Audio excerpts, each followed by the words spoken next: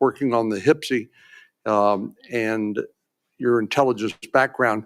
Can you talk a little bit about what you think about the counterintelligence role of the FBI agents and how that's working, whether you think it's performing the way it should, or whether there are other changes or reforms need to be made in order to improve its functioning? As you know, the threats from our adversary nations are just proliferating every day. So what do you think? The espionage activities of our adversaries have never been so high. And I think the counterintelligence mission is properly housed within the FBI because we've invested with those authorities for Congress. And I believe that mission set is working. And if I can, sir, since January 20th of this year, the FBI has made 55 arrests on the counterintelligence mission alone. That's a 30% increase in CI arrests from the same time year to date last year.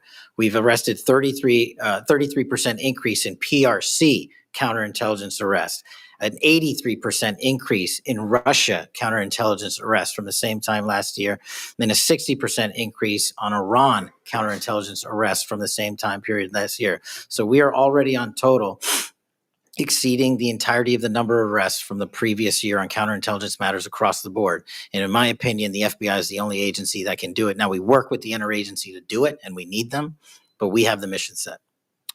Thank you. You know, sometimes I wonder whether we sort of repeat the way we do things because we've always done it that way. And I'm getting up to building up to this issue of the narco trafficking and what President Trump has ordered the Defense Department to do in terms of to take out some of these transnational criminal organizations that are importing poison into the United States and responsible for killing tens of thousands of Americans, maybe hundreds of thousands of Americans over time. Do you think a law enforcement model for dealing with these narco traffickers is adequate to deal with the threat? Or do you think we need to start thinking about this in maybe new and different ways? Obviously, we're not engaged in a war per se, although it is a war metaphorically. And the law enforcement model seems to be not working from the standpoint of dealing with the volume of the threat and the magnitude of the threat. Do you think we need to start thinking about how do we deal within constitutional legal parameters to deal with this problem in a different way to be more effective in protecting the American people? Absolutely. And the way to analogize this and why I've advocated for the designation, and I'm thankful that the Trump administration has designated these cartels and narco traffickers as foreign terrorist organizations, is because we must treat them like the foreign terrorist organizations post 9/11. We must treat them like the Al-Qaedas of the world because that's how we're operating. And just treating them with law enforcement capabilities alone was wholly insufficient to wipe out the targets in their entirety. They always had the next man up philosophy. If you take out the leader, they got 10 guys behind it.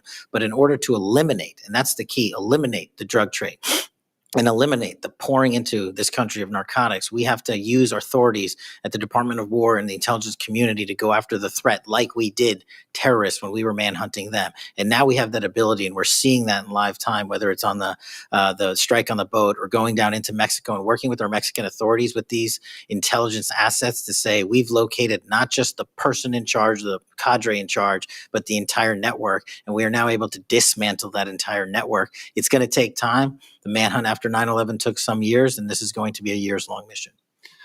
Well, I'm glad you mentioned the counterterrorism mission because we've had a lot of experience, the U.S. government writ large, with dealing with terrorism in the Middle East and elsewhere.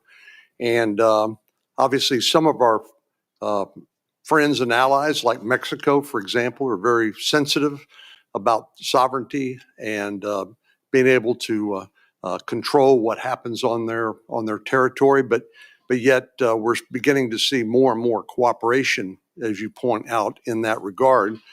And so, in your opinion, has the counterterrorism model, have the lessons learned by the U.S. government writ large, are they being aggressively applied? Are there other things we need to do to make sure that those skills, those lessons learned are applied more broadly to the threat of narco trafficking?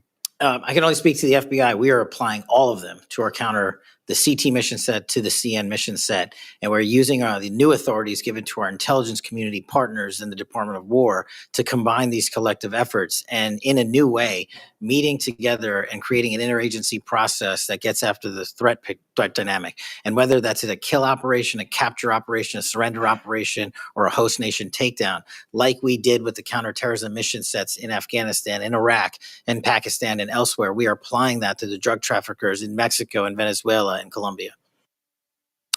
Thank you very much. Thank you, Mr. Chair. We have seen too much political violence in this country. We all know that.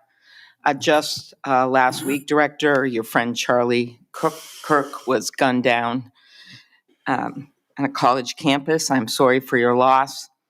In Minnesota, only 2 months ago, a madman took the life of my friends, Melissa and Mark Hortman, shot Senator John Hoffman and his wife Yvette a combined 17 times. And evidence indicates that he would have killed a lot more if law enforcement hadn't intervened. Just last month in my state, we were again shook to the core when little kids were shot down through stained glass windows in Annunciation Catholic Church in Minneapolis. And while the victims weren't politicians in this case, they were 6-year-olds and 8-year-olds, the manifesto that the shooter left behind was political. But in the words of your own federal law enforcement, this person was an all-purpose hater. Went after Blacks, Hispanics, the president, Muslims, Jews, nearly everyone.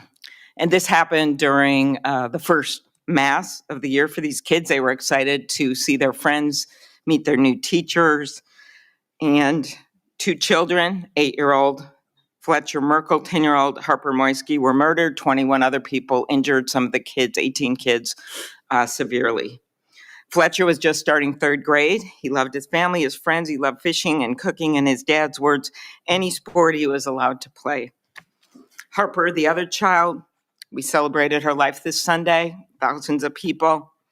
Her parents described her as bright, joyful, and a deeply loved 10-year-old whose laughter, kindness, and spirit touched everyone that she knew. We've heard the words of young children who were saved because 12-year-olds laid on top of them, or a kid with disabilities who was paralyzed, whose teacher pulled him out of the wheelchair, threw him under the pew, and laid on top of him. We do thank the local FBI director and the local U.S. Attorney's Office for their work in both of these cases, the Hortman case and this. But I did want to focus on one local law enforcement moment that I'm not sure has made with all the news going on in Minnesota. When the first 911 call, and you've heard about other places where this waited and waited, the first 911 call was made at 8:27 a.m. The first officer was on the scene just 4 minutes later, local Minneapolis police, at 8:31 a.m. The Chief O'Hara, shared with me the actual numbers. Listen to this. Over 20 people were in ambulances just 14 minutes, all of them, after the police got on the scene. 14 minutes after the first call, tourniquets, stretchers, and they got them all to Hennepin County Medical Center or Minneapolis Children's Hospital. And I think it is worth looking at what happened there, because one of the dads whose daughter was severely injured, still in the hospital, that I met on Sunday, told me that there is absolutely no way his beautiful daughter would have survived if police hadn't been there. So it is worth looking at for all of us. So my focus on behalf of these parents, because I promised I would do this on Sunday, was just to figure out how we can do anything to stop this from happening again. So expanded background checks, ghost gun bans, every shooting is different. Raising the minimum age to purchase assault weapon, even if we're not going to ban them, I favor banning them. But that's one idea that's out there when so many of these shootings are people who are 18, 19, 20, 21. The one at Annunciation Church was 23. Both shooters in Uvalde and Buffalo had just turned 18 when they purchased the assault weapon bans. I'm not saying any one of these things would prevent every single shooting, but I really ask everyone to look at these. We also need to tackle social media, and I really did appreciate Senator Graham's questions. I think we have to protect free speech and not engage in censorship. But for years, I have supported repealing Section 230, which was made when these companies were little companies starting up in garages. And I think it is one way to get at making this better environment online and preventing violence. So my first question is on the assault weapon ban. Do you think that would be helpful in reducing gun deaths, Director? Senator, if I may, I want to answer the question, but thank you for your remarks, especially it relates to my friend Charlie. And I share and relay my remarks, my sentiments to you. Minnesota has suffered untold tragedy in these last few months. And whatever creativity we can use to eliminate even just one shooting, one horrific death, I am in favor of engaging with Congress fully to do. I don't have the answers. I don't know what will eliminate it in its entirety, but I'm willing to engage and explore new ways with you, Senator. Okay, thank you. And so assault weapon ban, what do you think? Senator, I think there are instances on this legislation that could prevent future attacks, but I'm not going to weigh into the creation of legislation. Could you also look at, and I favor just assault weapon ban, not getting these guns in the hands of people that shouldn't have them. But could you look at the numbers on the ages? Yes. Because from 18, even going from 18 to 21, which wouldn't have prevented the shooter in Annunciation Church from purchasing that gun. He purchased several the same day. Over 100 rounds were fired from the assault weapon through the stained glass windows. So if you went up to 25, it would have stopped that immediate purchase and probably saved the lives of these kids. But if you go to 21, that is the same age that already applies to purchasing handguns from federally licensed dealers. So I prefer another approach, but I was hoping that our Republican colleagues would at least look at that, given Uvalde, Buffalo, and some of these other mass shootings, trying to be practical, but thinking that it could make a major difference. Strengthening background checks, could you also look at that? And then banning ghost guns and bump stocks. What do you think of that? So, Senator, you're talking to my heart here on one of the core missions at the FBI, which is our CJIS facility in Winchester, Virginia, which is our hub for our NICS checks, our NCICs, our capabilities on when we have, I think it's 19,000 state and local community law enforcement come to us for these background checks. We're trying to make that processing as fast as we can so we can get them real-time information. I think we have a 93% clearance rate in 15 minutes as it relates to ghost guns, but we can do better. All right, well, just if you could get back to me on all those and talk to the White House. Threats against elected officials have increased exponentially. Members of Congress received more than 9,000 threats last year, up from 1,600 in 2016. There's been a lot of talk about the rhetoric and the like. And if we want to move forward on things like Section 230, or even look if we can do anything on guns, I do think we're going to have to be honest about this all-purpose hater issue. And it has bothered me, this thing, we're going to go after this group, we're going to have to go after this group. I just want to, for the record, show that the murder of Speaker Hortman and her husband, it was Democratic lawmakers on his list. He went to the ones whose addresses he had, by the way. Planned Parenthood was on the list, as were businesses and law firms.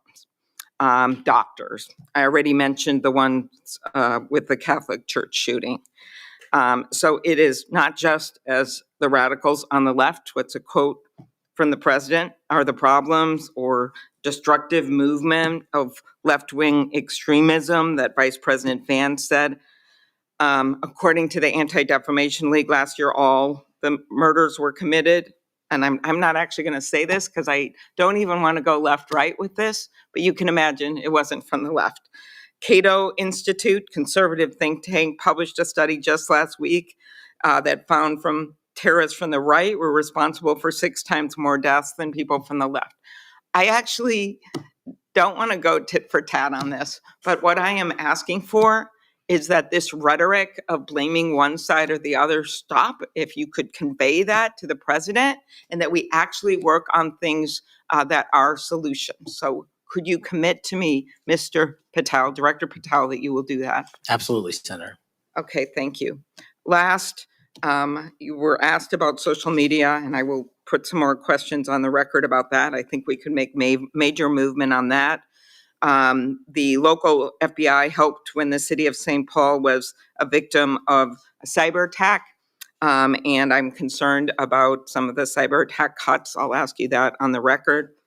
AI, I'm glad you raised that.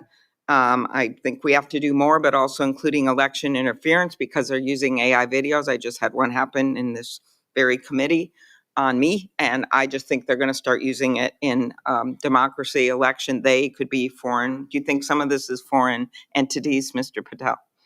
Generally speaking, we have traced a lot of this to loose groups overseas that don't have any sort of central cluster. There's going to be a lot on you then. And then last, I'll put on the record just my concern about protecting journalists. The new guidance that came out of the department. Have you deployed any FBI resources to investigate members of the media for activities related to news gathering, reporting, or reporting on government whistleblowers, something near and dear to the chairman's heart? The only time we would involve an investigation of a journalist if they've conducted or committed an allegation of separate criminal activity, most prominently leaks of classified information. Thank you. Senator Hawley. Thank you very much, Mr. Chairman. Director Patel, good to see you. Thank you for being here. You're leading the FBI at a very critical time for that agency and also a critical time for our country. And I want to start by talking to you about the tide of violence that we have seen, ideological violence against people of faith, particularly Christians. You just think here, take a rough catalog. Just in the last couple of years, we've seen shooting at the Covenant School, Christian school in Nashville. We've seen school shooting at the Annunciation School. We've seen church shootings multiply. We've seen acts of crime and violence, vandalism, arson against churches and parishes all across the country. And then, of course, last week, Charlie Kirk, who said, "I want to be remembered for my courage, for my faith," was shot on a college campus. Let me just start with the assassination of Charlie Kirk. Is the FBI, and I appreciate the tremendous work the FBI has done in this investigation, is the FBI investigating the Kirk assassination as part of this broader pattern of anti-religious, anti-Christian violence? We are investigating Charlie's assassination fully and completely, and running out every lead related to any allegation of broader violence. And we're producing results on that we'll disclose when appropriate. Good. I'm glad to hear that. Let me just ask you a few questions about that, if I could. Sure. Reports have suggested that the FBI is investigating a broader network of groups that may have had some knowledge of the shooter's plans. Can you give us any details on that, following up what you already said in public? How's the FBI working to find other potential accomplices, folks who may have known about the shooter's plans, folks who may have encouraged him? Any update on any of that? So in terms of what we do for an interrogation perspective, we go and reach out to the family and community immediately. And we've conducted those investigations and interrogations with local law enforcement. And we're continuing to do that because those closest to the suspect are going to hopefully know the most about the suspect and his beliefs and his ideology. On top of that, unfortunately, it has been leaked that there was a Discord chat. And for those unfamiliar with it, it's a gaming chat room online that the suspect participated in. So what we're doing, we've already done, is serve legal process, not just on Discord, so that the information we gathered is sustained and held in a evidentiary posture that we could use in prosecution should it be decided to do so. And we're also going to be investigating anyone and everyone involved in that Discord chat. Okay, very good. I see the public reports that the Discord thread had as many as 20 additional users. It sounds like you're trying to run down all of that to see if that's accurate, who else may have been on that thread, what they may have known. Is that fair to say? It's a lot more than that, and we're running them all down. It's a lot more than 20? Yes, sir. And you're running all of that to ground? Every single one. Yeah, fantastic. Let me just turn to the broader question here of anti-religious, anti-Christian violence. Let me just give you a few stats that I'm sure that you're all too familiar with. Every person of faith in America certainly is. Major report this past year found that there have been over 400 instances of hostility against churches in the United States in the year 2024. Those included arsons, bomb threats, shootings, and firearm incidents. Another organizational report found that there were 500 attacks on Catholic parishes alone. So that number 415, that's all Christian churches in 2024. Another organization found 500 separate attacks on just Catholic parishes since May of 2020. Of course, we have the Covenant school shooting, the Annunciation school shooting in Minnesota, where 2 children were shot dead as they were praying in a pew. Here's my question.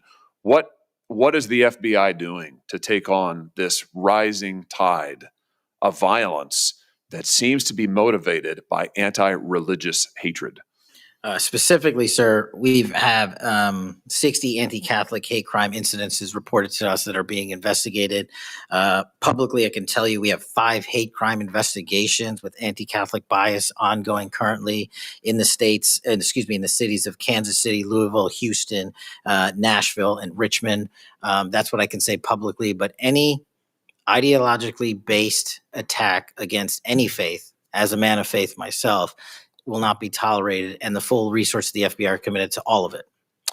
Are you investigating any domestic cells that instigate or encourage or fund or in any way support attacks on churches or other houses of worship? Senator, you raise an incredibly important point that most people don't look at. I've always said we follow the money, and whether it's terrorism or attacks based on ideology or attacks on institutions of faith or people of faith, someone's paying for it, and we are reverse tracing those steps. We are not stopping at the perpetrator themselves. We are reverse engineering to hold those accountable in our investigations to who funded them and knowingly funded them, and we will bring the appropriate steps against them with our partners at DOJ. Good. I'm glad to hear that. We look forward to hearing reports on that progress.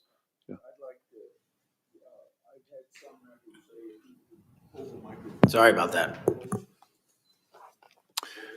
Let me just ask you this in the same vein, Director. Since the Dobbs decision, the FBI has advertised $25,000 rewards for information on attacks on abortion clinics.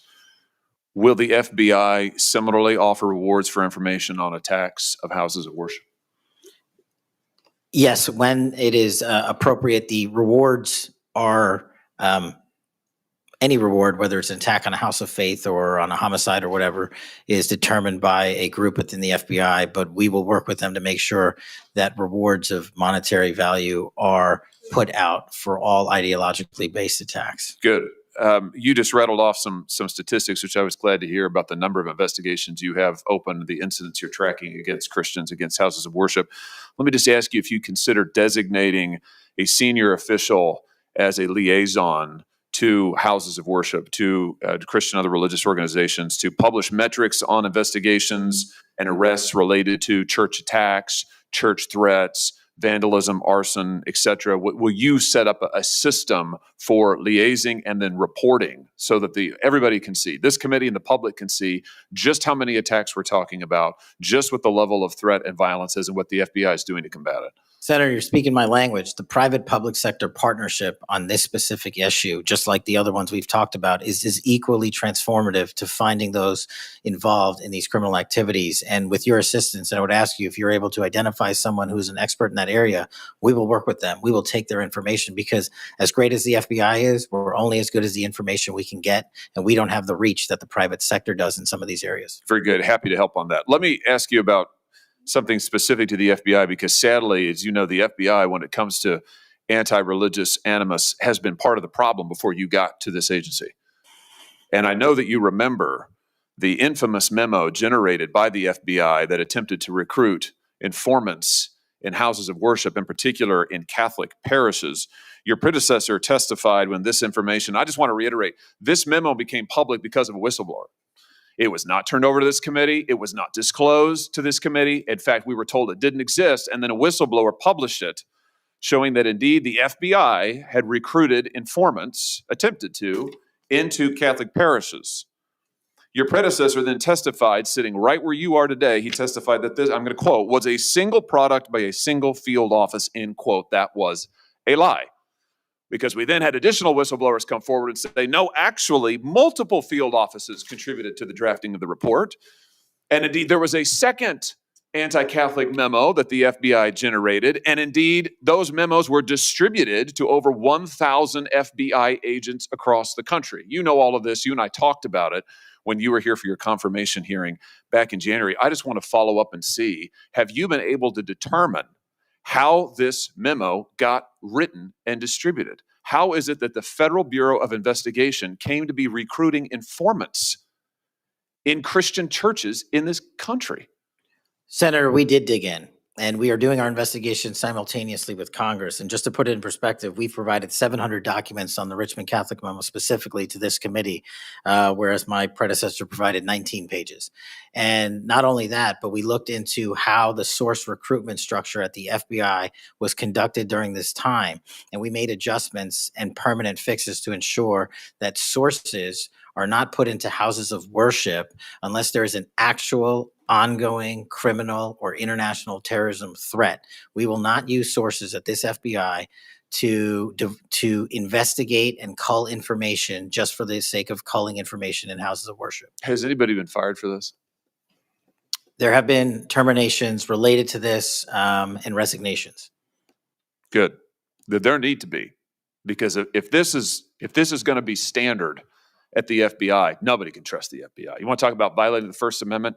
This has got First Amendment violation written all over it. It's one of the most revolting chapters in the FBI's history. And considering what we're seeing more broadly in terms of the acts of violence against people of faith, this has absolutely got to end. The FBI has to lead the way. So I count on you to do that, Director. Let me just, in the minute or so that I have remaining, let me just shift gears and ask you about something else you said earlier. You said that protecting our youth is maybe the FBI's top priority. It's great to hear. Let me ask you about the role of AI chatbots in that, which you've talked about a little bit already today. Are you investigating any cases of AI-generated child sex abuse material? You issued a PSA earlier this year warning that synthetic child sex abuse material, it's where the AI generates it using maybe a real kid's image, but then generates sex material, sex abuse material. You warned that that was illegal under federal law. Is the FBI investigating any instances of this synthetic CSAM material generated by AI that you can speak to?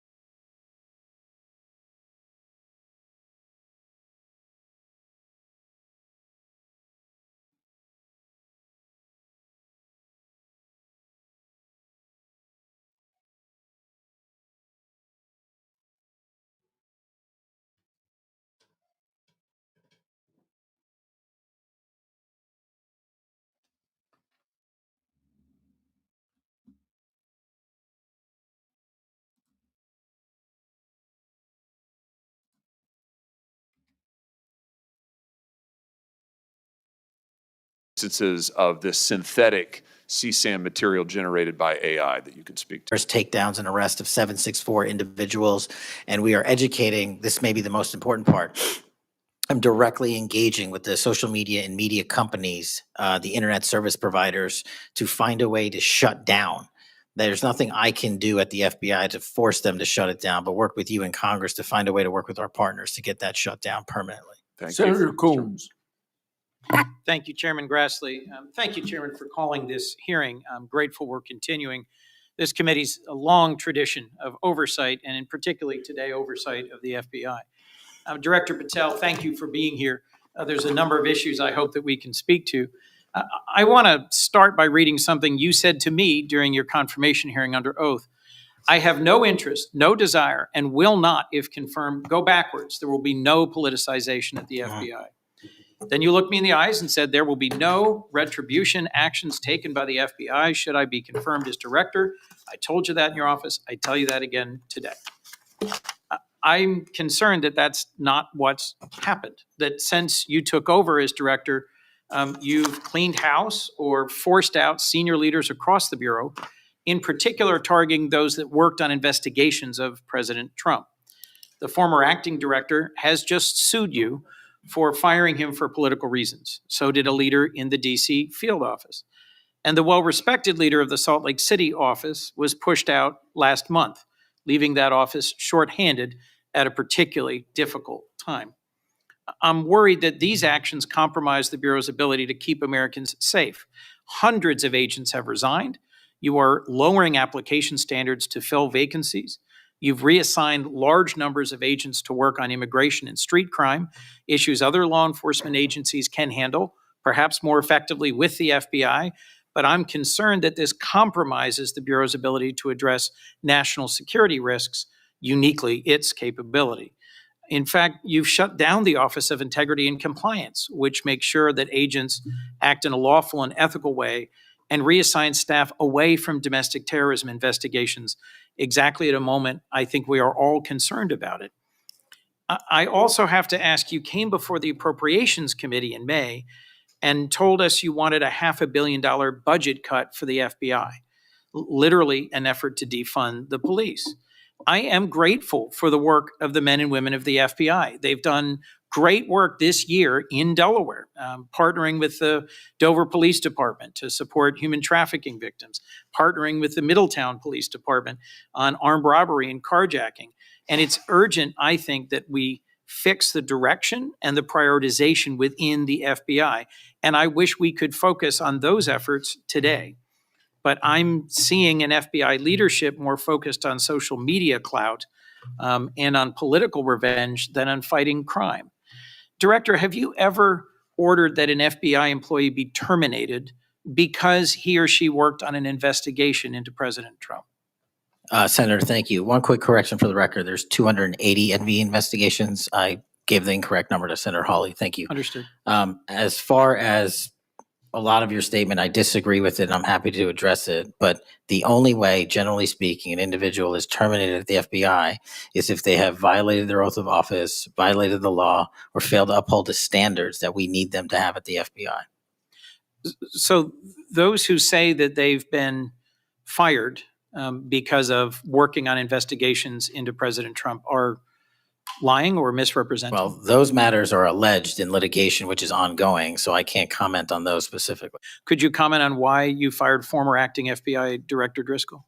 I can't because it's ongoing litigation. Could you say now definitively under oath that the rank and file agents who were assigned to work January 6 cases will not be terminated because that's what they were assigned to do? I've said it before and I've said it again. Your case assignment, as I was given case assignments when I was a young prosecutor, does not dictate your career or your termination. Thank you. Then let me go to the appropriations question. In May, you testified before the subcommittee on which I served, defending the president's request that we slash the FBI's budget by about $500 million. The day before, you testified the opposite in front of the House. Where are we in terms of the budget request? Senator Graham earlier said if you're requesting more funding for more agents, let us know. We're nearing the end of the fiscal year. In front of the committee on which I serve here in the Senate, your request was for a reduction of hundreds of millions of dollars. Where are we?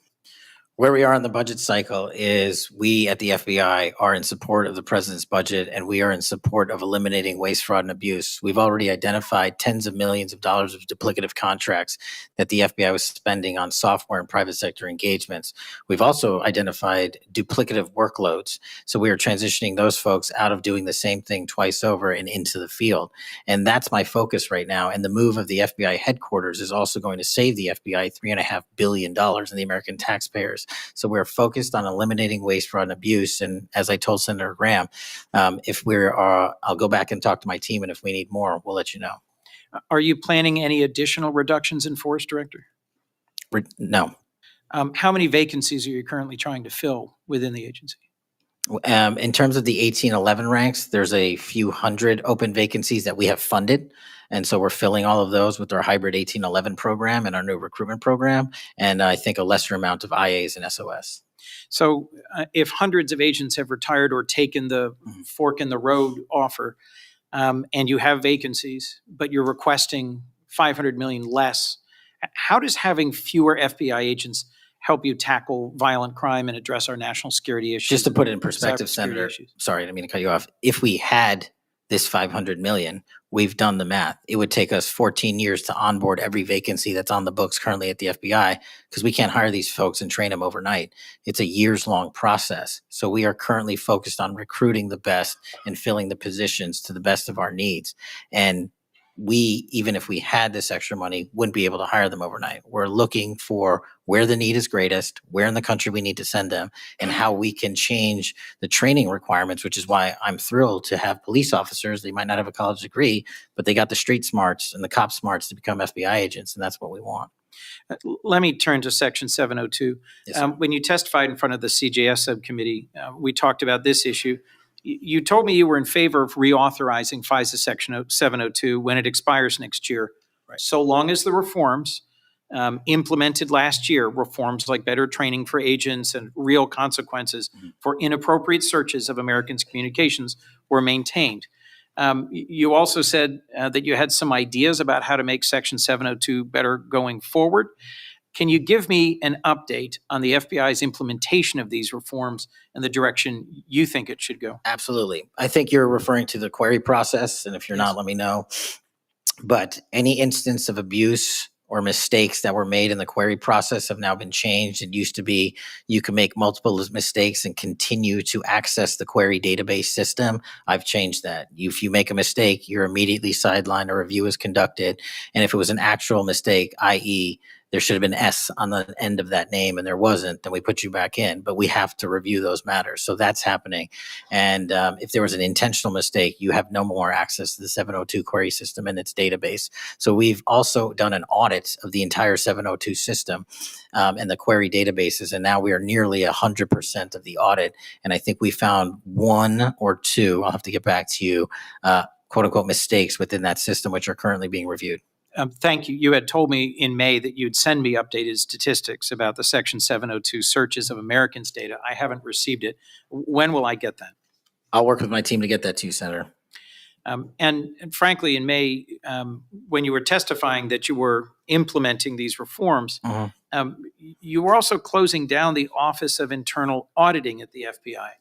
Now, that was the office created in the first Trump administration to improve the Bureau's compliance with Section 702. How is that working out? How can you continue to advocate for robust civil liberty protections, but shut down the office that was created to enforce those safeguards? Help me understand this. Absolutely, Senator. This is a great example of sort of duplicative work. Both, there was two divisions in the FBI working on this, and all we did was the inspection division, which is the leader in this query system and this audit system, has now been given the single source mandate to conduct these. So the OIA, its elimination is just taking folks who were working there and were experts in it and folded in under the inspection division, and then taking other folks that we didn't need because we had enough manpower and pushing them elsewhere in the FBI. I'm concerned about the rise in threats against members of our judiciary. What are you Yes, sir. doing with the U.S. Marshal Service Se- to help protect our federal judges and with state and local judicial systems to help provide some of the expertise of the FBI in protecting them as well? I share your concern, Senator. We have 35 open investigations, 17 against federal judges, and the remainder against state court judges and threats that they have received. And as you know, federally, there's a specific statute which prohibits that. So we are working up those cases and referring them to prosecution where we can meet the threshold for evidence. In your written testimony, you referenced how counter-UAS legislation expires and we need to resolve the conflict in jurisdiction and authority. I agree, this is an urgent concern. I have heard from state and local law enforcement about it, from the folks responsible for major events, whether it's sports or concerts or public events. Given the tragic increase in political violence, I'm very concerned about the misuse of drones and the potential of there being a catastrophic event. What could we do to address this challenge? Well, obviously reauthorizing the capabilities that we have under the Counter UAS program. But just to highlight what the FBI is specifically doing, we've been given the mandate to work with DHS to secure not just the Club World Cup that we had, by the way, which occurred in 32 matches across the country without any significant incident, which we're proud of. And we're taking that model for the next World Cup and also the Olympics. But the reason I bring that up is because we pushed out our counter UAS programs to address the security needs. And that's where our focus is on events like that. Mr. Senator Director, Kennedy. thank you for your testimony. I look forward to working on actually solving criminal problems and reducing the extent to which what we're going back and forth about is more political and partisan point scoring and more actually solving crimes for the American people. Yes, sir. Senator Kennedy. Mr. Director, you and the FBI, working with state and local law enforcement officials in Utah, have caught the assassin of Mr. Charlie Kirk. Is that right? We have a suspect, yes, sir. And you did that within 48 hours, did you not? 33 hours. 33 hours. Congratulations. We've had other political assassinations. Back in June, an assassinated Representative Melissa Hoffman, Mr. Hoffman, Senator John Hoffman, and Mrs. Hoffman in Minnesota. You and the FBI and Minnesota state and local law enforcement officials caught the assassin within 48 hours. Did you not? I believe that timeline's correct, Senator. Congratulations. Sometimes we miss the forest for the trees. Good work.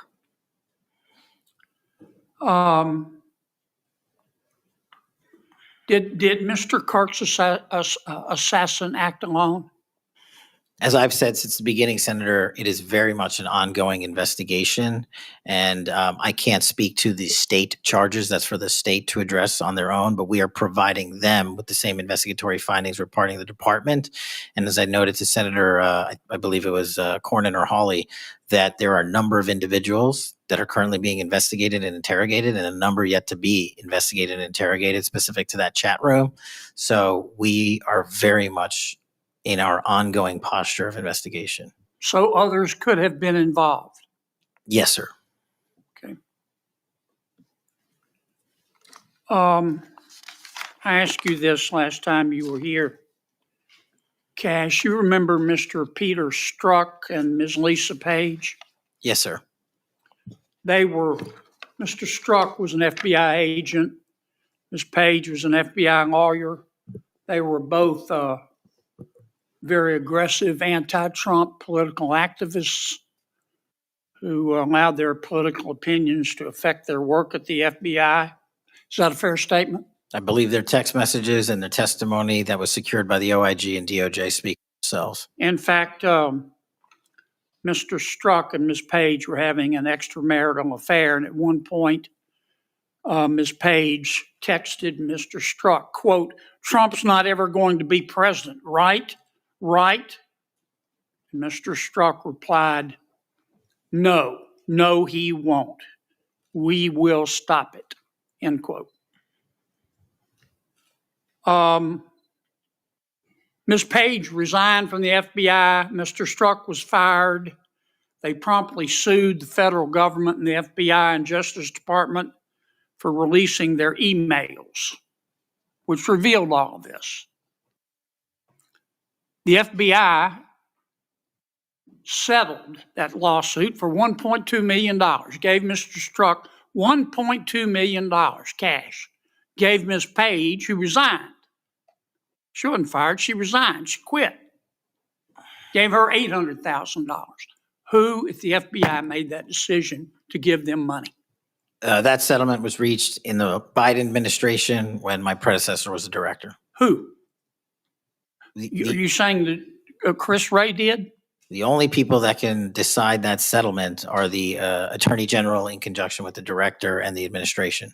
Okay, so you're telling me that Attorney General Garland and Director Wray decided to give them the money? Is Yes, that sir. right? Yes, sir.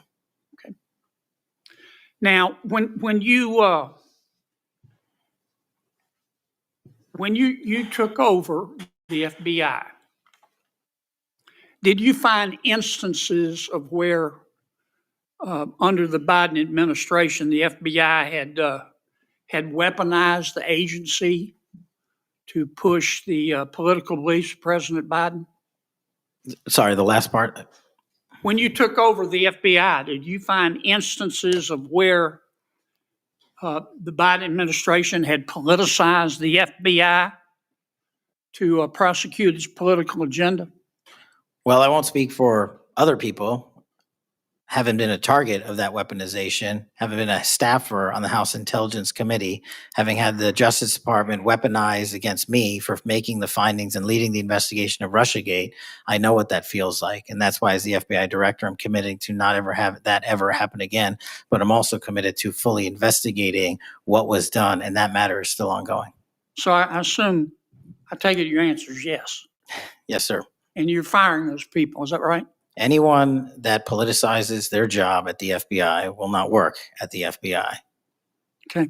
You've heard some of my colleagues either implicitly or otherwise suggest that you have politicized the FBI to prosecute the political beliefs of President Trump. Is that true? I don't know how that can be true when the stats that I cited, to include the 23,000 arrests, 6,000 weapons seized, 1,600 gang and criminal enterprise organizations, 4,700 children found and rescued, more enough fentanyl seized to kill a third of America. The men and women of the FBI are now on an apolitical mission, and this is why the numbers are historic. Have you fired people because they voted for Vice President Harris? I don't ask people who they vote for, and neither does the FBI. Okay. But you've given people polygraphs, have you not? Many people in the FBI take polys. The FBI does that all the time. Yes, sir. Does it not? Yes, For sir. a long time, is that correct? Decades. All right. I want to ask you about the Epstein files. Have you seen the Epstein files? I have not reviewed the entirety of it myself, but a good amount. Would it be fair to say that Mr. Epstein trafficked young women, including in some instances minors, for sex to himself? That was specifically the allegations in the 2018 indictment in the Southern District of New York. Okay. Who else did he traffic these young women to? In terms of what the investigation, again, going back to 2008, Mr. Acosta, who limited the investigation and limited the search warrants and limited the parameters of the investigation, the only thing we are able to speak to publicly, because he was given a non-prosecution agreement by Mr. Acosta, is that first time period from, I believe, don't quote me on this, 97 to 2001-ish. And then when the Trump administration courageously reopened it. Excuse me for interrupting, but I'm going to run out of time. You've seen most of the files. Who, if anyone, did Epstein traffic these young women to besides himself? Himself. There is no credible information.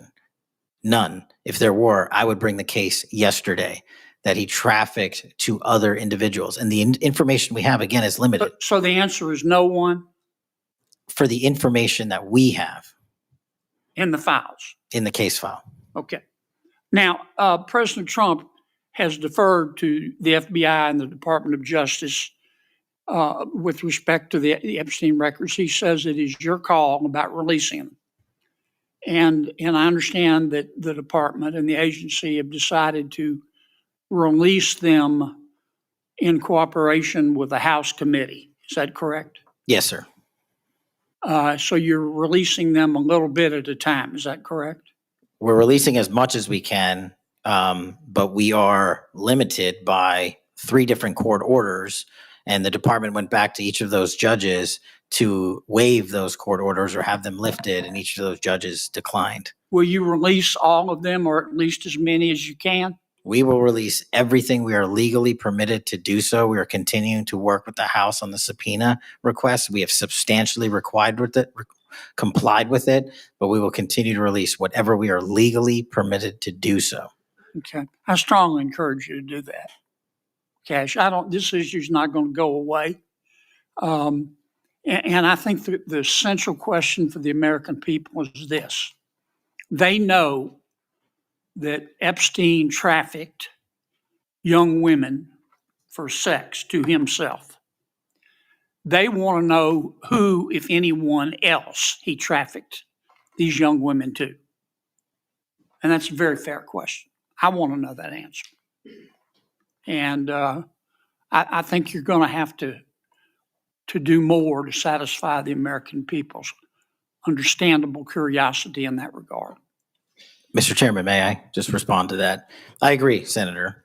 And what we have done, and just to remind folks, the Epstein case files existed in the two prior administrations, in the Obama administration and the Biden administration, and they didn't release anything. And there was President Trump in the first administration that renewed charges against Mr. Epstein. And I know it's a little complicated to understand, but what exists in the Epstein case files was a direct result of the limited search warrants from 2006 and 7, which hamstrung future investigations because of the non-prosecution agreement. And multiple administrations had the opportunity to look at the entirety of that case file and recommend prosecutions against anyone that was trafficked under Mr. Epstein and anyone that participated in that trafficking.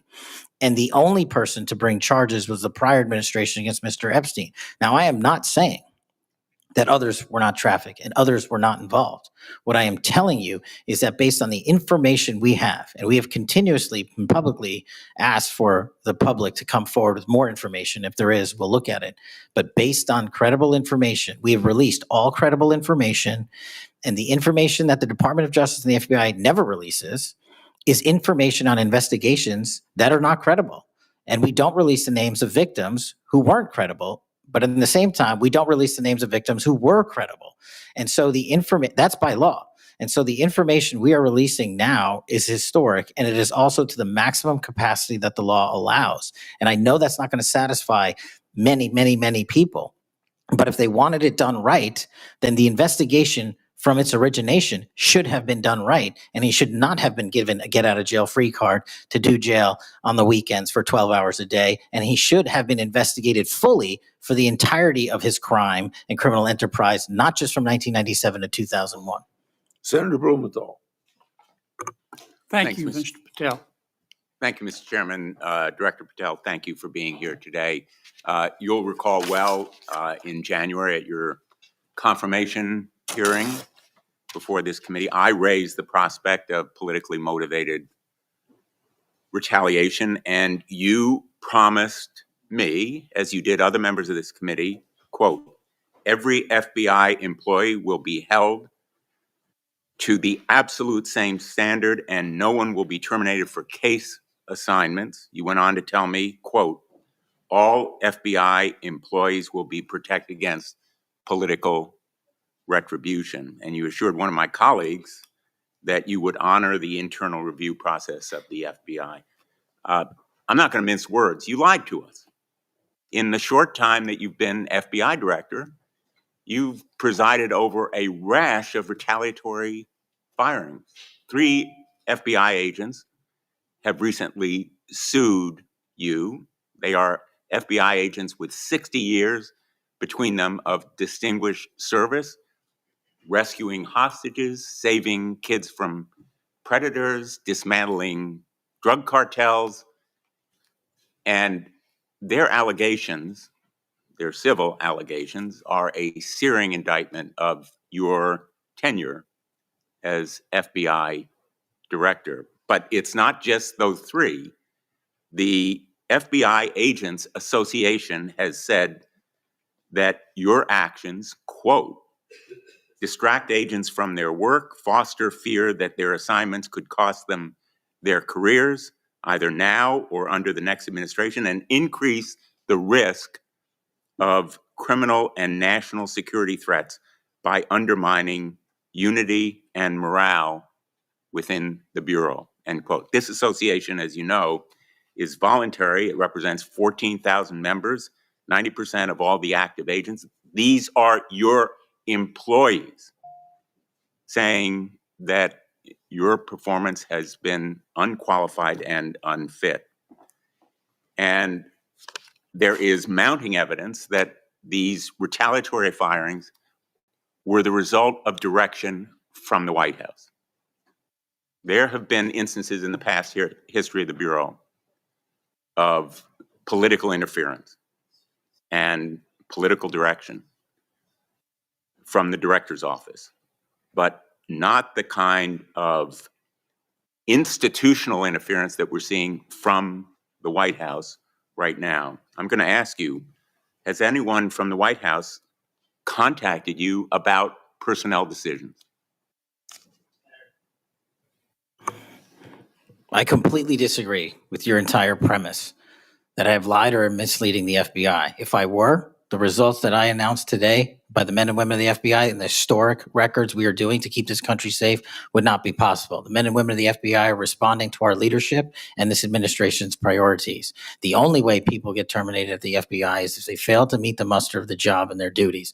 And that is where I will leave it. And you accusing me of lying is something I don't take lightly, but I'm not going to get into a tit for tat with you. Well, let me just ask you to answer my question. Has anyone from the White House contacted you about personnel decisions?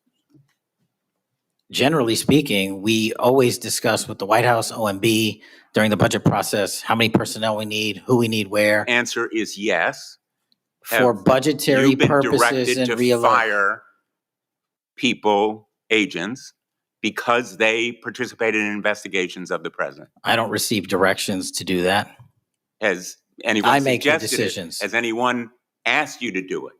The best information is yes, you've taken suggestions and direction from the White House in firing qualified agents.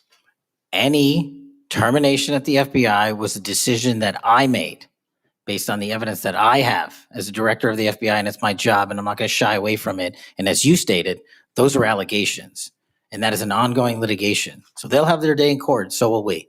The allegations are not just in that lawsuit, Director Patel, and I think your testimony confirms that, in fact, you've taken direction from the White House I don't. in those it does not. retaliatory firings. It literally Because does you've not. acknowledged that, in fact, they have been in contact with you about personnel decisions. The Let me White House move has on. been, do not put words in my mouth. We're on the record. The White House, like any administration, contacts its agencies on the budgeting process and where it needs personnel and where the mission priorities are. That always happens. If they didn't do that, they would be abdicating the responsibility to law enforcement. I will always work with my partners in the chain of command at the Department of Justice and the White House to ensure that this FBI is delivering the results we are delivering, to include the lowest murder rate in modern U.S. history, to include the most fentanyl seizures in modern U.S. history, to include the most lives saved and the most children found in Just modern asked U.S. you, history.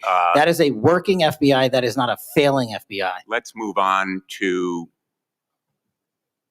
a related area. In White House discussions, have you been asked or directed by the White House or others to engage in a crackdown on political groups or organizations, nonprofits, after the murder of Charlie Kirk? To direct at political organizations? No. I've been asked by my chain of command to properly root out criminal activity wherever it is in whatever investigation we are conducting. And that's what we're doing. Have those distinctions about whom you're going to target been based on direction from the White House? Nobody gives me a list on who to target. My targeting list is from the men and women at the FBI. Have you talked about investigating certain groups, nonprofits, or foundations or institutions? Whatever those investigations are, they're ongoing, and I'm not going to get into those. Have you used polygraphs to determine loyalty of agents? No. Have you committed that you will respect the First Amendment rights of agents. I have wildly committed to respecting the First Amendment rights of agents, but at the FBI, you have to balance your First Amendment rights with your mission. Have you imposed any sort of loyalty test in the course of using polygraphs or in any of the other personnel decisions? Polygraphs have been utilized at the FBI for decades. They will continue to be utilized in the fashion by the professionals that administer them. Have you asked under the polygraph test about individuals' loyalty or about their voting records or any kind of past statements? Just to make it abundantly clear, I don't tell the professionals how to conduct polygraphs or what questions to ask. They make those decisions. And I, as the director of the FBI, never ask anyone who they voted for. Have you investigated donors to a political party simply because they are donors? Simply based on that fact alone, no. Have you investigated donors for another reason? Many donors may be involved in criminal enterprises and criminal activities, and those individuals will be investigated. Can you commit to make public the Epstein files that so far have not been released if this committee is able to review them on a classified basis? I think this is an important distinction. The Epstein case file is not classified to my understanding. So we are providing what we legally can, and we are going to give Congress what we are legally permitted to do so to the maximum extent of the law. Will you enable the chairman and the ranking member to review them on a classified basis? That doesn't make any sense. If the material in the Epstein file is not classified, there is no basis for a Well, it would classified review. protect the confidentiality of them if they were able to review them on a classified basis. If anyone in this room can get the multiple district court judges to lift their court protective orders in the ceilings, we will happily provide you with more information. Are you in favor of merging the DEA and the ATF? That's not something for me to comment on. Well, those agencies work with you, don't they? With me, not for me. Are you in favor of orienting the FBI toward a national police function as opposed to the enforcement of federal law? The FBI does enforce federal law across the country. That's what we do. But isn't it a fact that you have told the leadership of the FBI that you view it as moving toward a local and state police function? No, we are prioritizing working with our local and state partners, and they will tell you that that has never happened with this much engagement in the history that they have been serving as local law enforcement officers. I believe local cops are the best intelligence source and the best understanding of their communities, and I folded in my FBI agents under that direction to work with them to get the job done. Thank you, Mr. Chairman. For the fourth time today, I want to remind people that my oversight has made clear that Director Ray's FBI was politicized. I've released a trove of records to prove it, not only today, but in past days. I've also said some FBI personnel who have been fired retaliated against my whistleblowers. And I don't remember my Democratic colleagues defending my whistleblowers when their careers were ruined. Senator Schmidt. Thank you, Mr. Chairman. Before I get into the thrust of my comments and questions, Director, I want to thank you. In our meetings prior to your confirmation, during your confirmation, we talked about your desire to get more agents out into the field, out of Washington, and take on violent crime. And you fulfilled that. St. Louis received the largest permanent per capita infusion of FBI agents anywhere in the country. And I know it's not only an isolated event, but we certainly appreciate your honoring your commitment to do that. And I know there's a lot of great opportunities ahead to take on violent crime, which you've highlighted many of the successes in your introductory comments. It's obviously no secret that this hearing takes place in the wake of a horrific American tragedy, the assassination of Charlie Kirk. For those of us who knew him, I know you did too. It's still sort of difficult to to put into words what a tragic loss that is, not just for his family, but for our country, for free speech, for a belief that we can have a free exchange of ideas. And he was quite literally shot in the throat in an attempt to silence him and take his life. And so you have this task now of this investigation. There's been an arrest. But I think that we face an even larger crisis that law enforcement alone can't tackle alone. It's a crisis that has culminated in the assassination of Charlie. But it doesn't end there. It's I think every bit present right now. And the challenge is greater than quite frankly, I would have imagined. Seeing some of the comments that have taken place after the assassination, and something that I think as a country we have to reckon with. And it's something deeper, much deeper than a rejection of law and order or the norms of civil society. We've entered a very dangerous time, I think, in our country. And that should be clear to everyone. Political violence is a sign of a deep and corrosive sickness in any society. But in America today, the problem is just not political violence in the abstract.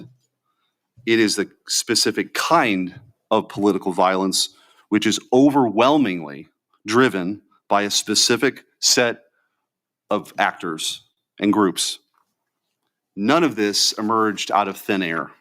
Over the past week, leaders from across the political spectrum have come out and forcefully condemned Charlie's murder and political violence more broadly. For that, we're all very grateful. We should be grateful. There have been calls to unite and come together in the wake of Charlie's murder, and I want to do that. I do. Someday I pray that we can be united as a country again and go forward together as a one people and under one flag, but we are not united. Upstream from the dehumanization and demonizing political violence and rhetoric tearing apart our country is a divide on how we view America and Americans. Is America good? Is America evil? Is there something inherently special about Western civilization, or is this 2,000-year project rotten to the core? And if it is something worth fighting for, which I believe, how do we do it? With words and ideas like Charlie did, or with firebombs and assassins' bullets? Political violence is always wrong. Period. Full stop. It doesn't matter which side, in the name of any ideology or cause, it's wrong. But in America today, political violence is not a problem that falls equally upon both sides. We have to be honest about this. We must reject an attempt to paint it as some kind of random phenomenon with no particular creed or ideology, a kind of spontaneous insanity, which takes place outside of any broader social context and has no pattern at all. That's wrong. So free speech, yes. Political violence, no. But we have to be honest about what's happening. Already, we're hearing people talk about Charlie's assassination in those terms. We're told that we can't possibly know what drove a killer to plan and carry out a murder of the most prominent conservative activist in America. But that's a lie. We do know. The facts are plain and clear, and we have to speak truth in this moment, or there's no other side of the mountain. The vast majority of Americans are against political violence, but there is a vocal, active minority that encourages and celebrates it, and that minority is overwhelmingly on the left. Just last week, a YouGov poll found that a full 25% of those people who describe themselves as very liberal say it can be justified for citizens to use violence to achieve political goals. Less than 3% of very conservative Americans say the same. That's too many. That is 3% too many. But we are lying if we think that this is a both sides thing. It's not. We have to confront it. And you're going to have an important job of rooting out these terrorists. This is an ideology that runs very deep. The numbers are virtually identical to the ones I just noted when it comes to whether or not it's okay to celebrate the deaths of people whom we disagree with. And while large majorities in both parties were opposed to celebrating political violence, Democrats overall were nearly twice as likely as Republicans to believe that it is usually or always acceptable to celebrate the death of a public figure they oppose. What in the hell is going on? Earlier this year, a poll found that more than 55% of people on the left believed that it would be at least somewhat justified to murder Donald Trump. These are not just some abstractions on a page. These are our fellow citizens. How can we come together with people who believe these things? We've all seen the flood of posts on social media over the past week, not just a fringe few, but thousands upon thousands of people gleefully celebrating a father of two young children getting gunned down in broad daylight. I wish I wouldn't have seen that video. I wish my kids would not have seen that video. Blue Sky, the left-wing alternative to X, was so overwhelmed with these posts that the platform was forced to issue a statement warning its users to stop glorifying the murder. And it wasn't just random social media trolls. It was journalists, elite college professors, and even politicians, all but saying Charlie's assassination was justified because of what he thought, because of what he said. We saw the flood of hit pieces, the most powerful media outlets in the nation dishonestly attacking and villainizing Charlie for the most vicious possible terms. How can you ask us to unite under that? There can be no unity between good and evil. Somebody has to win this thing. And as a country, we have to absolutely reject it. And don't tell me it's both sides. It didn't happen in a vacuum. Over the past decade, we've seen an explosion of political violence, not just one-off lone wolf attacks, but organized, systemic political violence at a mass scale. It is not organic. It is the offspring of a dark and clandestine system funded in part with our own tax dollars, winning with a large network of foundations, NGOs, activist organizations, and front groups. This system lurks behind every radical leftist movement in our nation today. The George Soros empire has financed a vast ecosystem of radicals, all working together, dropping off bricks at riots to unleash a tidal wave of violently anarchists on our streets and to prop it up in an army of researchers and experts and journalists and propagandists who downplay the political violence. What he's doing is serious. I'm going to ask you, because I don't have a ton of time, The opposite of what we should be doing as a committee. and I would point out, we've heard years of the left, their loudest voices calling anyone on the right extremist MAGA Republicans, fascists, Nazis, an existential threat to democracy. Check yourself. And don't give me this both sides bullshit. Mr. Director, I want to ask you. Tell me if each one of the following perpetrators or alleged perpetrators were acting from a left-wing or right-wing political violence. The man who tried to kill Republican congressman at the congressional baseball practice, nearly killing House Majority Leader Steve Scalise, left-wing or right-wing violence? Sir, I believe it was a left-wing ideology. Okay. Burned down cities during the Summer of Love in the George Floyd riots, left-wing violence or right-wing violence? Sir, I'll rely on you on these. I don't have off the top of my head. I'm sorry. Okay, left-wing. The Waukesha Christmas Parade massacre, left-wing or right-wing violence? Left-wing. The Lee Zeldin stabbing attempt, left-wing or right-wing? Left-wing. The Covenant school shooting in Nashville, left-wing or right-wing? Left-wing. The Butler, Pennsylvania assassination attempt on President Trump, left-wing or right-wing? Left-wing.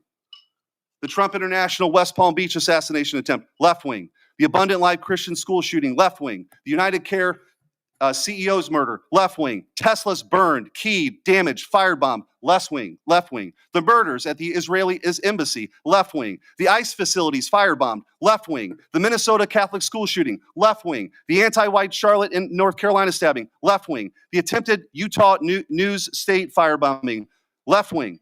And now, of course, the culmination of this vile trend, a left wing assassination of Charlie Kirk. So don't give me this both sides. If we want to get to unity, let's be honest. Let's be honest. Free speech, yes. Political violence, no. But let's be honest. Senator Hirano. Thank you, Mr. Chairman. Director Patel, just like the rest of the federal government, there have been significant personnel changes at the FBI since President Trump took office. I want to better understand the scope of the turnover and the changes occurring at the FBI. Since January 2025, how many FBI employees have retired, resigned, been fired, or otherwise separated from employment? I need a number. We'll get you a number. What is the number? You don't have it? Not off the top of my head, and I want to get you the right number. Would it surprise you to know that it's probably in the thousands, like 5,000? I don't think that number's Well, accurate. you don't know. Next question. How many special agents or analysts have left or been fired from the FBI since January 20th, 2025? Say, we will get you the numbers, and anyone that retires is of their own volition, and anyone that is terminated at the FBI, as I've said before, they have failed to meet the standards and uphold their loyalty and oath to the Yeah, so Constitution. you say. Next question. How many executive assistant directors, or special agents in charge have left or been fired from the FBI since January 20th, 2025? Again, people leaving on their own accord or terminations were done by the standards set at the FBI that have been carried out With this question, I'm getting consistently. to the leadership of the FBI, and you don't have that answer. Next question. Which field office, division, or directorate has lost the most personnel since January 2020? Well, do you have the answer to that question? Yeah, actually, every single field office in the country, including Hawaii, has received a plus up of FBI agents because we're pushing them out to the field. Okay, so you're telling me that no field office, division, or directorate has lost any personnel since January 20th, 2025? That's your answer? In Hawaii, there's been a plus up. In every single state that I'm looking at, we have allocated a plus up for field offices across the country so that the FBI can continuing the historic achievements it's done in these last 7 months. When you're talking about firings, you're looking for a media hit and a fundraising clip, and I'm not going to give it to you. It doesn't matter under what basis they left. I just want to know how many have left. And I think your testimony is nobody has left. Next question. Nope, Which that's field- not my testimony. You asked it one time, I answered it one time. You didn't get the answer you wanted for your clip, Next so you keep question. asking it. And I the numbers, but you can keep asking it. Which field office, division, or directorate has gained the most personnel since January 2025? You noted that there have been plus ups, so which offices have received these plus ups? The greatest allocation that I believe was given to California and then Florida. Where were those offices? California and Florida. Thank you. Director Patel, you often refer to FBI agents as cops. All of us, Democrats and Republicans, support the police officers who keep our communities safe. But while our states, cities, counties, and towns all employ police officers to protect our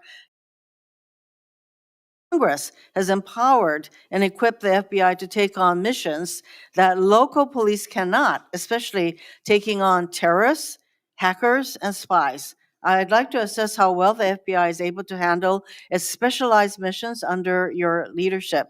The FBI federal law enforcement agency for investigating and preventing acts of domestic and international terrorism. And yet the executive assistant directors in charge of the FBI's national security and intelligence branches were both forced out at the beginning of the year. Who replaced them in those positions? Excellent qualified personnel to lead the mission of arresting 23,000 violent criminals. Twice Names as of many the as people before. who took the places of I'm not the- going to give you any names so you can attack them. Why not? So you can attack them. I'm not doing that. The You're not people gonna sitting give in me the those seats names are of- extremely qualified to handle the job. You're We not would gonna not give have me the the names results. of We would, personnel we who would should not be have the on your. reduction Right, of fine, violence in the moving state on. of Hawaii if we did not allocate the Earlier resources we this did. year,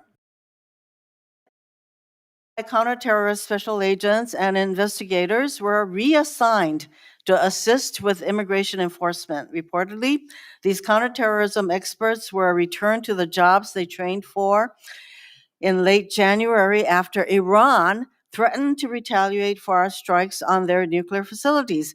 Have those experts remained in the jobs they trained for?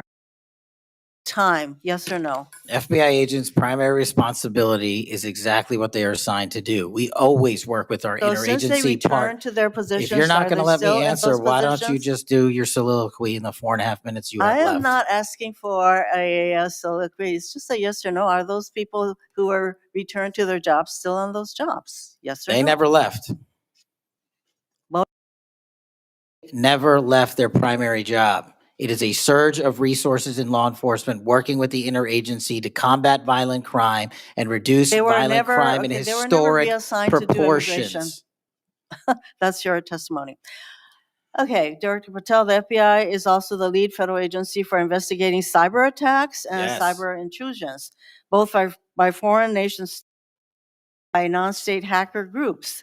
Since President Trump's inauguration, the executive assistant director in charge of the criminal and cyber branch and the head of the FBI's cyber division have both left the FBI. What are the names of the people who replace them in those positions? The cyber branch is one of the most impressive at the FBI. 409 arrests this year, 169 convictions. That's a 42% increase from the. It's that So branch, any Mr. suggestion that Patel. the FBI cyber division is not operating at full capacity and better than ever before, the leadership at the branch is implementing these changes necessary to attack the cyber and ransomware infrastructure operators You know for Iran, why China, they're and important? Russia. I want to know who has those positions, since the people who originally were there Supremely are no longer qualified there. individuals have those Who are positions. they? Extremely qualified Who individuals. are they? What are the names? You're not You getting don't them. know. Special agents who investigate cybercrime were also reassigned for immigration enforcement. Have those expert investigators returned to their duties? Yes or no? All agents remained on their primary duties while surging to allocate resources for to the Homeland Security task forces across this country. So are you, Am I what? see, I'm not getting the yes or no answers. I get all this explanation. So there you go. No, you get the work that Are the men you and women of the planning FBI are doing. You Any don't want that. additional personnel cuts to the cyber division in the future? The only people that will be terminated at the FBI will be those that violate their oath of office or fail to meet the high standards at the FBI. Well, the FBI is meant to be the tip of the spear in combating terrorism against the United States from both foreign and domestic sources. It's also our lead agency in fighting the hackers who target our businesses and critical infrastructure. But instead of a specialized role fighting these kinds of terrorists, hackers, and spies, you have the FBI playing the role of with immigration enforcement. I'm going to move on to my. You know, you've been asked some questions about changes to your hiring standard, and including college degrees and possibly the age. But, you know, one question I had is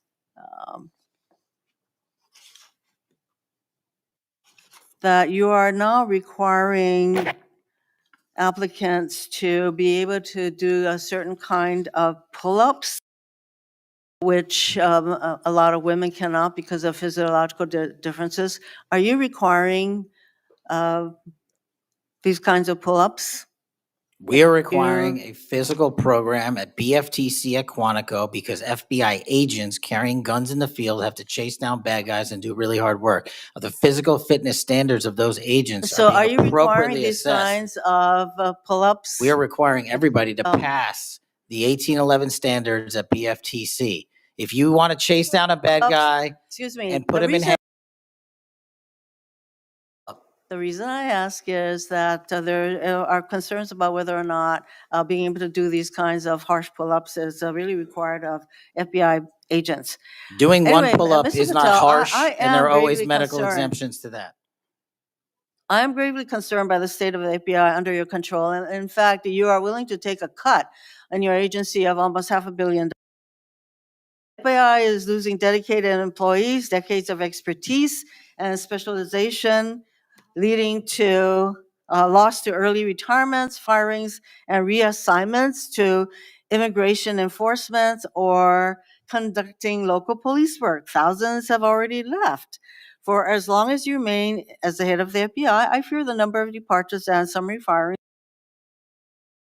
Mr. Patel, before the vote on your nomination of this committee, I noted that your most significant qualification, this is not just something that I noted, but others, your most significant Ashley, what's this place going? qualification was your 100% loyalty. And I fear that that continues to be the motivating factor in your position as FBI director. Thank you, Mr. Chairman. Mayor, Mr. Chairman. Director Patel, did you have Yes. anything you wanted to say now? That is an entire falsehood. You can delete my 16 years of government service to multiple administrations all you want. The fact is that I was a public defender. I was a national security prosecutor. I was a House intelligence staffer. I was a deputy director of intelligence. I was a chief of staff to the Department of Defense. And I led the counterterrorism missions for the White House.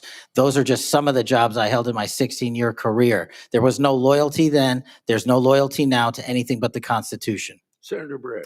Yes. Well, before I begin, I want to thank Senator Hirono for what she said, acknowledging that there are physical differences between men and women.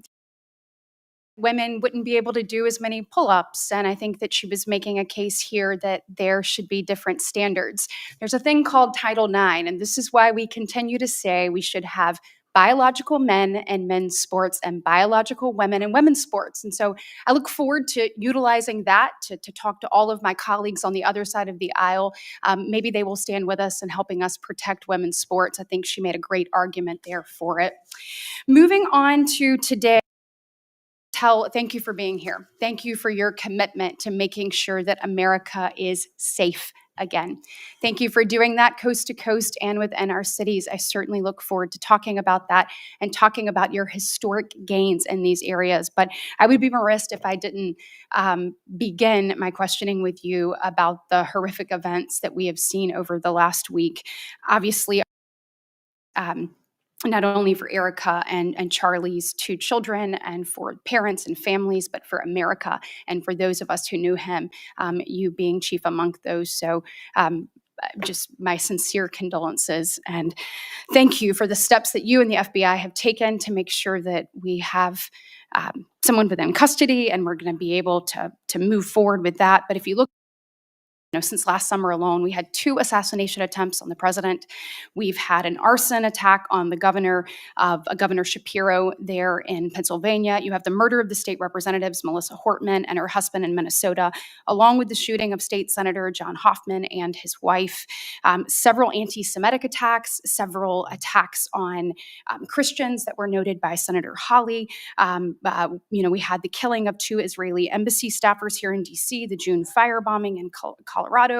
We could go on, and we saw a culmination, as Senator Schmidt said, with the brutal assassination of Charlie Kirk last week. Committing to both Senator Hawley and Senator Kennedy, talking about making sure that all that are involved are held accountable. I think that is critically important.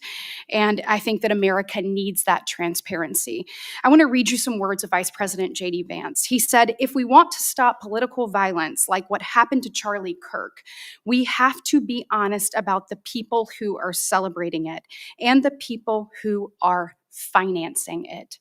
My question to you is, in light of Charlie's murder and all of the things that we have just referenced and have been talking about today, what steps is the FBI taking to more aggressively crack down, encourage, finance, fund these types of engagements and this type of political violence? Thank you, Senator, for your kind words. So in terms of how we crack down on the root cause of this violence, for now putting aside the ideological motivations and how they got there, The monetary issue is where we follow the money. So we work with our partners at the Treasury Department to trace where the money came from, how these individuals paid for the training they received or the platforms they were using, and also how these individuals collectively got together in whatever groups they were on whatever social media sites they were on to utilize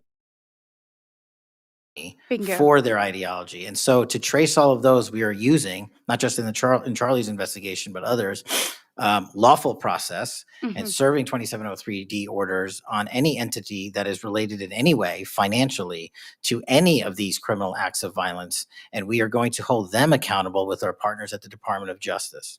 Excellent. I would love to, and just, we must get to the bottom of it. We must follow the money. Someone is funding this discourse.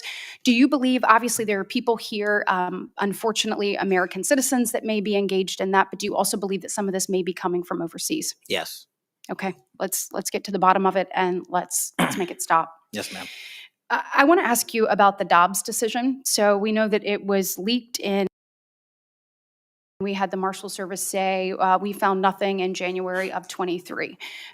I find that absolutely mind-boggling, that we can't figure out who leaked that opinion. We know it was done in attempts to undermine the process, and then the intimidation of the justices occurred after that.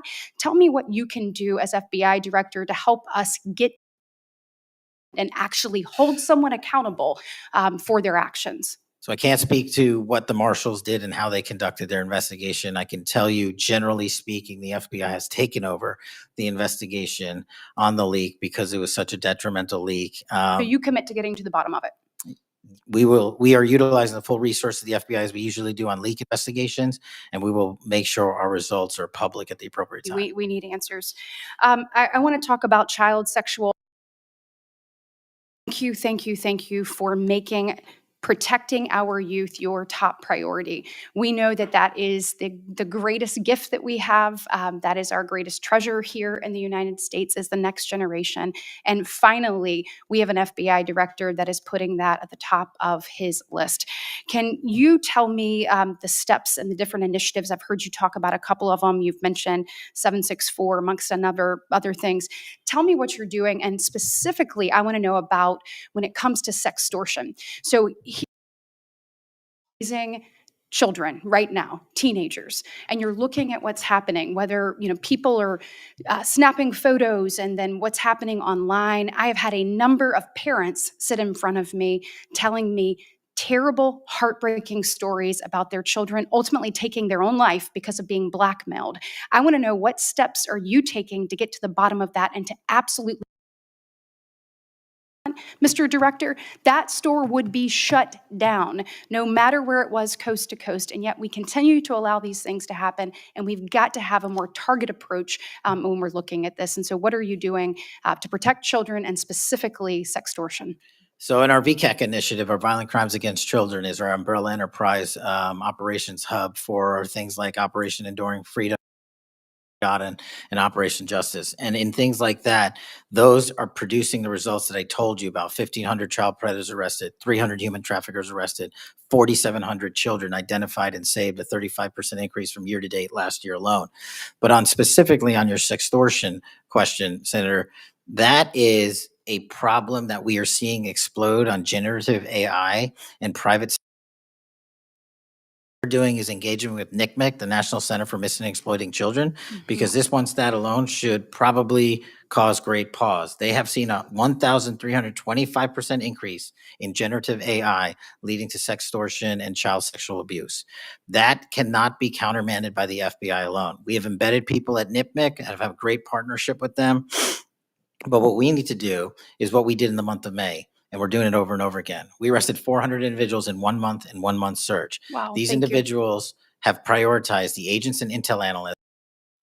They're doing multiple missions at the same time. That's what the FBI is called upon to do day in and day out, and we won't stop doing two things at once. But we need help from social media companies. We need help from the private sector and the internet service providers that allow this generative AI to be hosted on their platforms. We have got to get a resolution on that with our partners in Congress and the private sector. Well, we are definitely committed to working on that. You let us know what tools you need, and I know we've got several ideas that we look forward to pushing forward. In my remaining 2 minutes, I want to talk to you about your historic results when it comes to crime. In particular, we've seen here in DC just a total transformation. You mentioned earlier 60% down in gun crime, 70% down in carjackings. You said 50% down in homicides, to name a few. We have a success story, and we appreciate President Trump's leadership on all of this. We have a success story in Alabama law enforcement agency, so ALEA. They just marked their 1-year anniversary of the Metro Area Crime Suppression Unit. There in Montgomery, it is a coordinated effort with ALEA, with our Attorney General, with Montgomery PD, and our sheriff, Montgomery County sheriffs.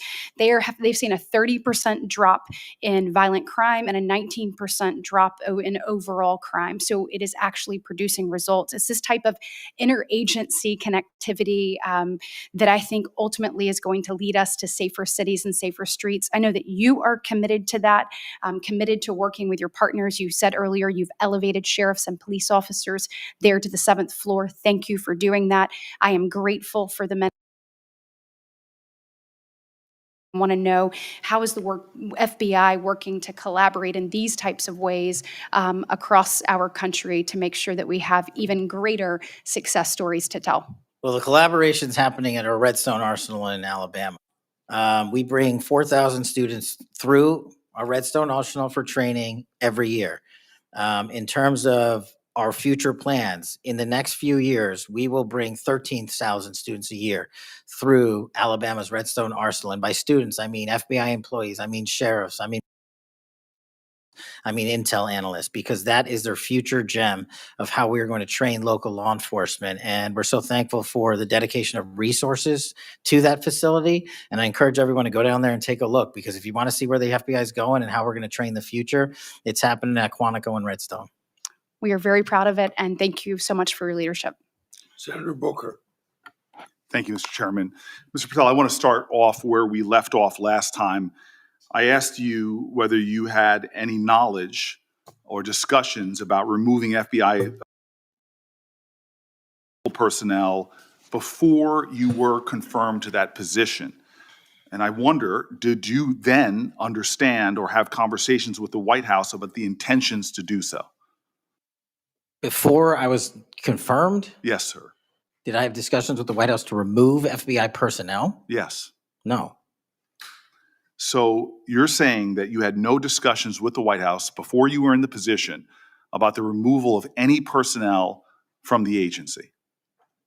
As I was preparing for my confirmation hearing, I had numerous discussions involving the type of people that would be employed. Meet the market, the FBI would no longer be employed if I were And I'm assuming confirmed. that mark had to do with loyalty to the Trump administration. No, you're wrong. Okay. I'd like to revisit another subject from that hearing. Did you testify, excuse me, you did testify before the grand jury that President Trump had declassified the documents at issue in the Mar-a-Lago classified documents case. Is that correct? I don't have the grand jury transcript. That's why I released it. Whatever it says is the best evidence. That's what you said to Senator Whitehouse, that your grand jury testimony was publicly released. It has not been.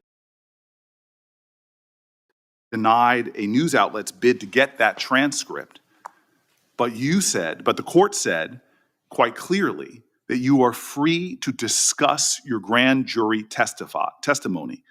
So I ask you again, did you testify before the grand jury that President Trump declassified the documents at issue in the Mar-a-Lago classified document case? And that is why I took your invitation to work with the department and the court to have that transcript released. And the transcript is the best evidence of what I said then. So you're saying right now this committee can have access to what you said before the grand jury? To whatever was released. Under my understanding, Senator, that the Department of Justice... Let me finish. I understand under Rule 6 of the Federal Rules of Procedure, a grand jury witness, in this case you, is not barred from sharing their grand jury testimony. This is an oversight hearing. This is germane to your integrity and credibility. You know right now whether or not you testified that President Trump declassified the documents at issue in the Mar-a-Lago classified documents case. Why are you refusing to answer that simple yes or no? The premise of your question is inaccurate, and The that premise, is there is no why. premise to my question, but trying to get to an order of what is truth or not. How do you Did know you what, or how, did you- how do you know what was asked in the grand jury if you weren't there? Mr. Patel, this is a mockery you're making of this hearing and simple questions. It's a So let simple me move on. question. If you have a Mr. Patel, transcript, you during can your read the question, nomination, but you don't have hearing, it. you promised that, quote, all FBI employees will be protected against political retribution. Or are you aware of any plans or discussions to punish in any way, including termination, FBI agents or personnel associated with the Trump administration? You explicitly said under oath that you were not aware of any plans to punish FBI agents associated with criminal investigations of Donald Trump. I don't believe you were truthful. Firing FBI employees based solely on the cases that they are investigating, their case assignments, is illegal, and you know that.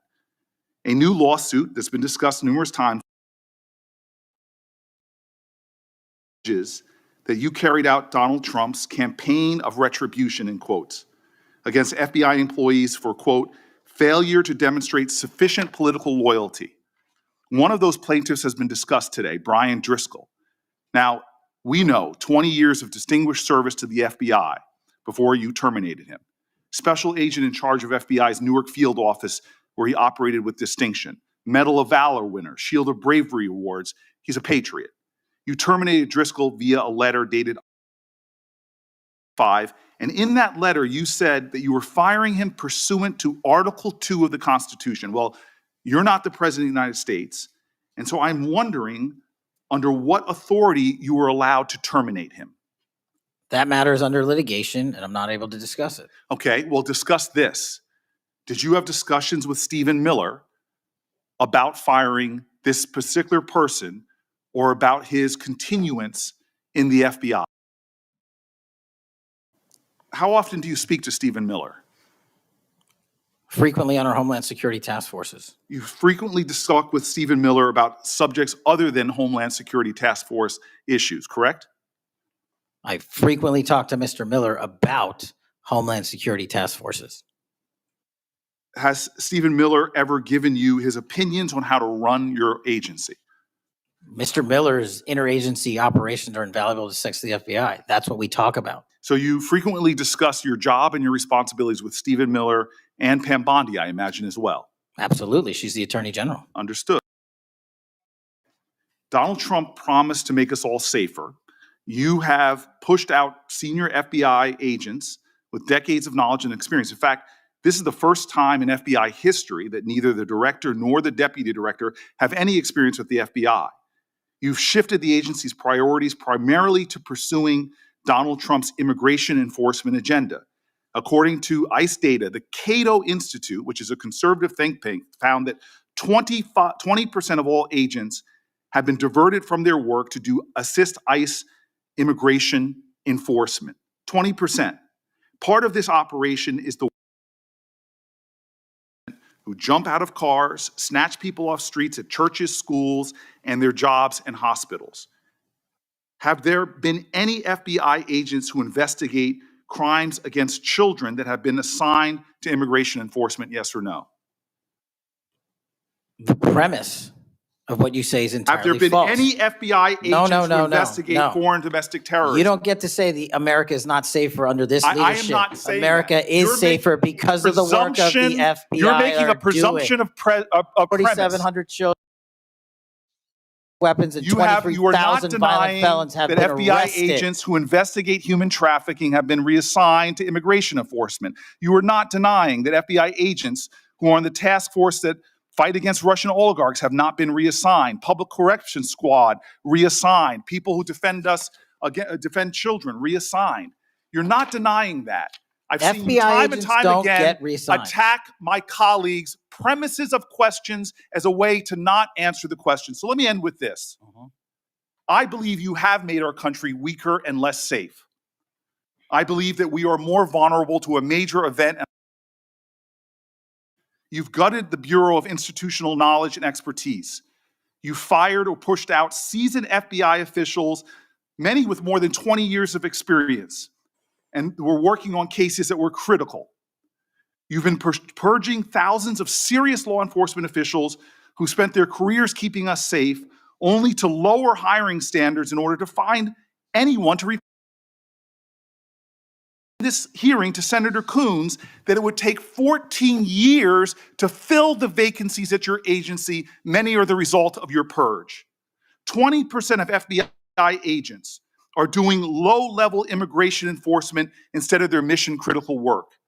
You've disbanded entire task forces that stop election interference, foreign influence, public corruption. And who benefits from this? Well, corrupt people benefit from it. Vladimir Putin benefits from it. And it really makes me wonder who you're looking out for. It makes me think we can't trust you as a nation. You swear to release the Epstein files, but now you're withholding the Epstein files. You claim that you have a suspect in a serious assassination. Whoops, then you don't have a suspect. You know nothing about plans to remove FBI agents, yet you're directly involved in those plans. In the words of an ex-FBI overseeing, and I quote, generational destruction of the nation's premier law enforcement agency. Mr. Patel, in just 8 months, you have assaulted the institutional integrity of the FBI.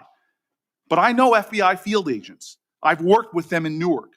No matter how truly bad you are, you can't undermine the legacy of agents who fight every day to keep us safe, but you can tarnish the integrity of the agency and undermine the agency's capacity. I believe you're failing as a leader, and that your failure does have serious implications for the safety and security of Americans and our families. We're more vulnerable to domestic and foreign attack because of your failures of leadership. I don't think you're fit to hand the bureau, but here's the thing, Mr. Patel. I think you're not going to be around long. I think this might be your last oversight hearing. Because as much as you supplicate yourself to the will of Donald Trump and not the Constitution of the United States of America, Donald Trump has shown us in his first term and in this term, he is not loyal to people like you. He will cut you loose. This may be the last time I have a hearing with you because for your job. But I'm going to tell you this. I pray for you. I pray for you that you can step up and defend your oath, defend the Constitution, and do a much better job of defending this country. Thank you, Mr. Chairman. Do you want to say anything? Yes, at this sir. point? That rant of false information does not bring this country together. If you want to work on bringing this country, it's my time, not yours. My God. If You're you gonna want to lecture talk me about dividing this country, your social media posts that it is tear my this country time apart. to There address should be a your unifying- falsehoods. Oh, You are an you can try embarrassment all to the you division want in this to country. not take It is my responsibility time. for what You you had have your said. time. Sir, you're Your making a time is mockery of this over. committee. Sir, you don't tell me my time is over. You The know how people far of New we've Jersey come tell me since what my you tell- time is. You can't lecture me. You can tell me Sir, my time's over. You may be the charge of the I'm not FBI, going anywhere. I'm not afraid of you. Mr. Chairman, point of order. Senator Booker, I announced at the beginning of this meeting that this back and forth talking over each other doesn't work. And I said, if that happened, I asked Patel not to respond, and I was going to give him some time after the senator's time was up to respond. And he has the privilege to do that uninterrupted. Mr. So Chairman, one point of go order. ahead, Mr. I've Patel. watched him talk over us, and you've never once criticized him for us not even being able to get our questions out. Well, to senator after senator. And when the senators were not giving him a chance to answer, I didn't stop the senator either. Go ahead, Senator. Thank you, Mr. Chairman. If the FBI, under my 7-month leadership, were failing this administration in this country, why do we have 23,000 violent felons arrested this year alone? A double increase from that time last year. Why is it that we have seized 6,000 weapons? Why have we found 1,500 child predators and arrested them? Why have we have 300 human 700 children. Why have we seen 1,600 kilograms of fentanyl in enough to kill a third of the American public, a 25% increase alone from last year? 88,000 kilograms of cocaine seized, 7,000 kilograms of meth seized, and that's just on our criminal operations in summer heat. How is it possible that we are taking 8 kilograms off the streets of the cities in New Jersey and preventing the deaths of 607,000 people this year alone, a failure of the FBI and my leadership? How is it that we have counterintelligence arrests already this year exceeding the 33% increase in PRC, 83% in Russia, 60% in the CI space as it relates to Iran, and we haven't even talked about CT, the southern border, the northern border. Before Senator Cruz, I kind of feel like a broken record today. All this interest in FBI termination, yet my colleagues showed no intent or interest in when my whistleblowers suffered retaliation over the past years, particularly the past, has alleged that Brian Driscoll's insubordination, whether an agent is on a hot button case or not, they ought to be held accountable for misconduct and weaponization. Senator Cruz. Thank you, Mr. Chairman. You know, I have to say, it used to be that to see theater, you had to go to the Kennedy Center. Now, apparently, you need only go to the Senate and see our Senate Democrats berating the director of the FBI, which, okay, it's not, partisan politics is not new in the United States Congress. But what is remarkable is what Senator Booker was berating Director Patel about. He wasn't berating him for failing to do his job, but rather he was furious for Director Patel for successfully doing. Democrats under Joe Biden had an open border that undermined the safety of every single American. They allowed 12 million illegal aliens to come into this country to invade this country, and every single day Americans were murdered, women were raped, children were assaulted by violent criminals that Democrats released.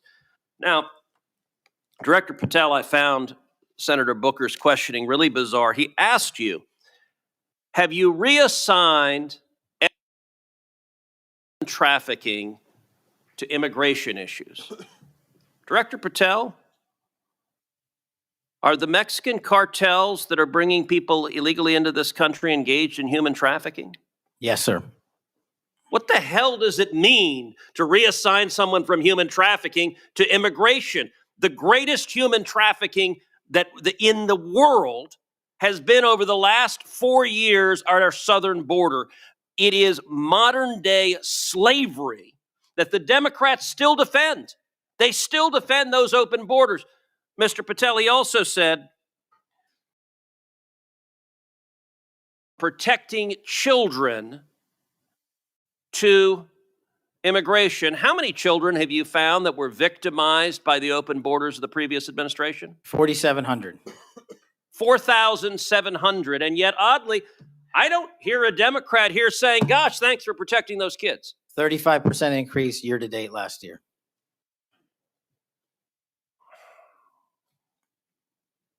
All right. And I want to shift topics to what happened last week. Charlie Kirk was assassinated. He was assassinated because of his political views. We're living in a time of, and tragically, hatred, and hatred that manifested in evil that we saw last week. Now, the FBI, working in concert with state and local law enforcement, apprehended what appears to be, in all likelihood, the murderer. And you did so in just 33 hours. So I want to start by just congratulating you and the FBI agents and state and local law enforcement for successfully apprehending the murderer in less than a day and a half.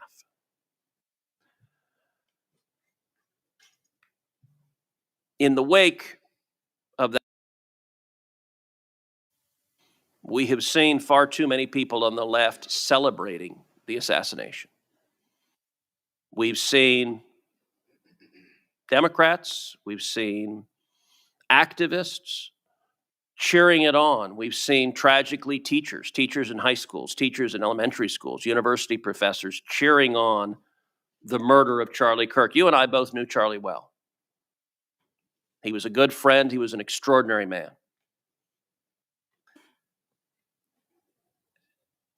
And I will say there's a great deal of discussion about what to do about it.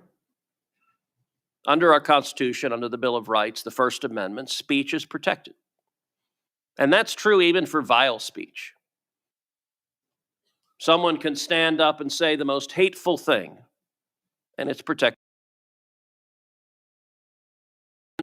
Can march in the streets. And even though their speech is bigoted and horrible and racist, the First Amendment protects it. Conduct, however, is not protected by the First Amendment, particularly conduct that is violent. Violent conduct that is threatening others, that is harassing others, that is injuring, or in this case, murdering others, is most assuredly not protected by the First Amendment. And so I would encourage you and the FBI to focus on conduct. Now, speech can direct, guide you to those engaged in conduct. And I will say one question that I have and many have, and I recognize this is an ongoing investigation, so I don't want you to say anything that would compromise the investigation. But what can you tell us at this point about what evidence there exists of other individuals who may have had prior knowledge of this assassin's plans to murder Charlie? Speaking, we've interviewed numerous people, family members and friends, including the partner, to provide us with a detailed history of the knowledge he may have had, the suspect may have had prior to. We're still mapping out who, if anyone, was involved as an accomplice.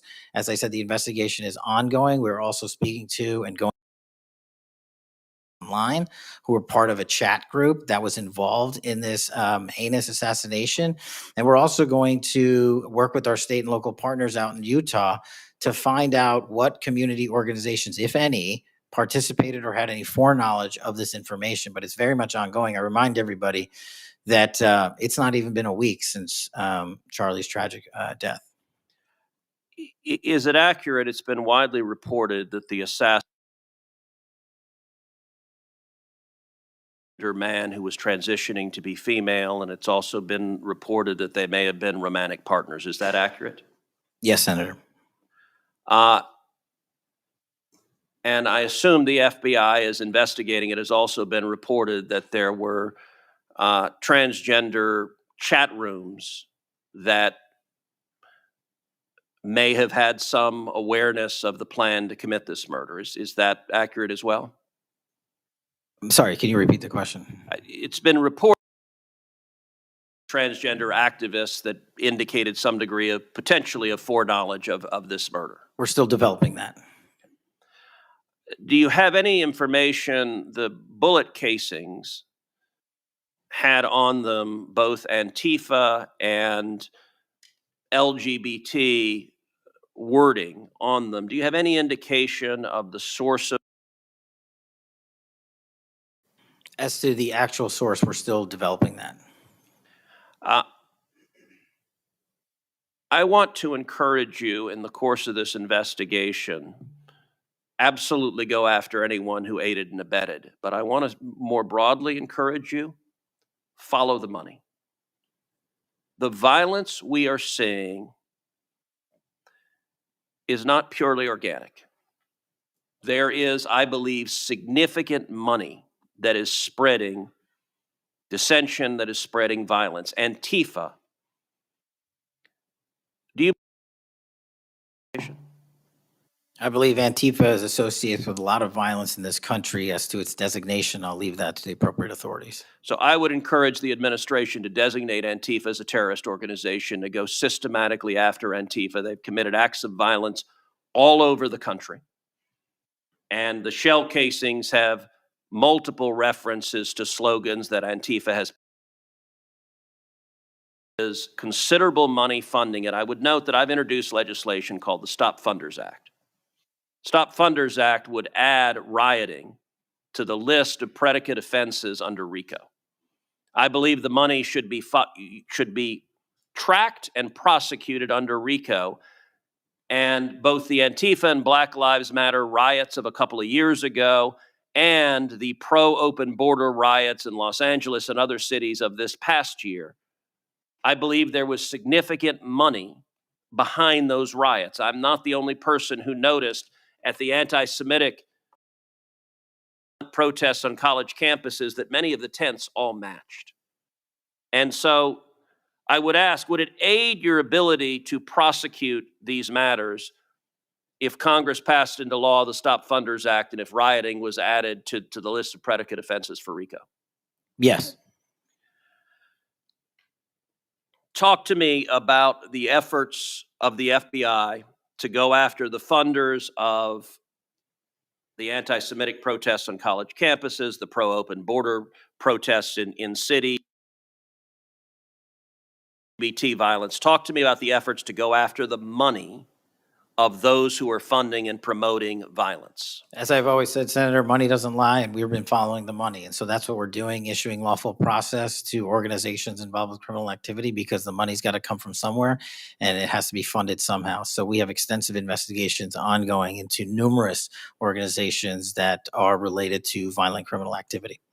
Cutting off the money will make America much safer, and that is the core job of the FBI. And I thank you for doing your job. Thank you, Mr. Chairman. Mr. Chairman, glad to be on this committee and take our responsibility seriously to conduct oversight of the FBI, obviously one of the most critical law enforcement agencies in the country. As Senator Klobuchar and others on this committee have reminded us, the last several months have provided far too many. The political violence crisis in America today and the gun violence crisis in America today, including the tragic killing just last week.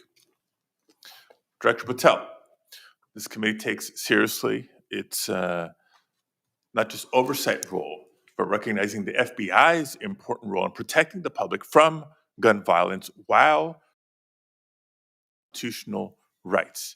If you recall, this was a significant subject area of my questioning during your confirmation hearing.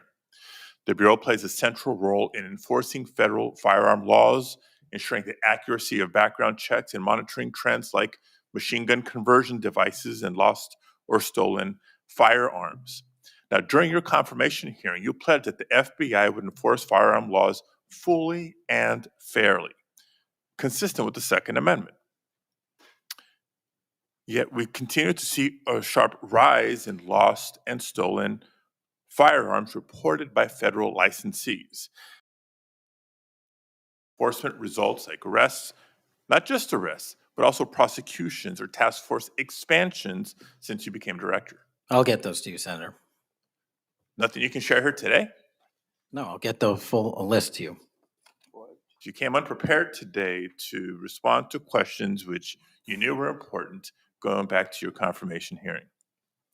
Now, the Bureau has warned about the public safety threat posed by machine gun conversion devices to automatic ones. Can you at least reference what resources you're dedicating to this threat? Absolutely, Senator. Part of tracking ghost guns, as you alluded to, is having a sustainable database, which is hubbed out of our CJIS division in West Virginia. And we've allocated more resources so that FFLs can track and trace firearms that are stolen and make sure they don't get into the population. That's one of my primary concerns, that we don't want stolen weapons anywhere near anything. But the numbers continue to go up as reported by federal licensees. Let me get to my next question on this topic. You Fix NICS, a federal law that improves reporting to the National Criminal Background Check System. 8 months into your job, what concrete steps have you taken to ensure that NICS records are complete, accurate, and timely? That's actually a great question that we have dedicated a lot of resources to, again, at CJIS. The NICS system has been trying to get to 100% within 15 minutes. We are currently at 93% with 87%. Do you think additional resources would be helpful in getting to 100%, or do you still argue that less resources are necessary to get from 93 to 100? No, I just think we have to work on how fast our actual infrastructure processes these things. On to a question about resources. The FBI's core mission is to counter terrorism, espionage, and major criminal threats. Now, recent large-scale reassignments to immigration enforcement or politically motivated investigations cause me are being neglected. One example, in March of this year, you created a Tesla-related task force and diverted personnel from the domestic terrorism operations section to work on that task force. What risk analysis justified that decision, and do you still consider domestic violent terrorism to be a lower priority? Any form of terrorism, domestic or international, is the highest priority at the FBI. And But when why you say, divert resources away from those missions? I don't believe that's accurate. We did not divert resources away when cars were exploding resources to address it. Well, then I'll suggest in your follow-up, and we can make this more explicit in our questions for the record, that you provide the accurate information about the diversion of resources. Because again, when I understand that you authorize large-scale agent reassignments from counterintelligence and cybercrime to not just immigration cases, but others, it has an impact on the other priorities like nation-state threats and ransom. Moving on to a different subject area.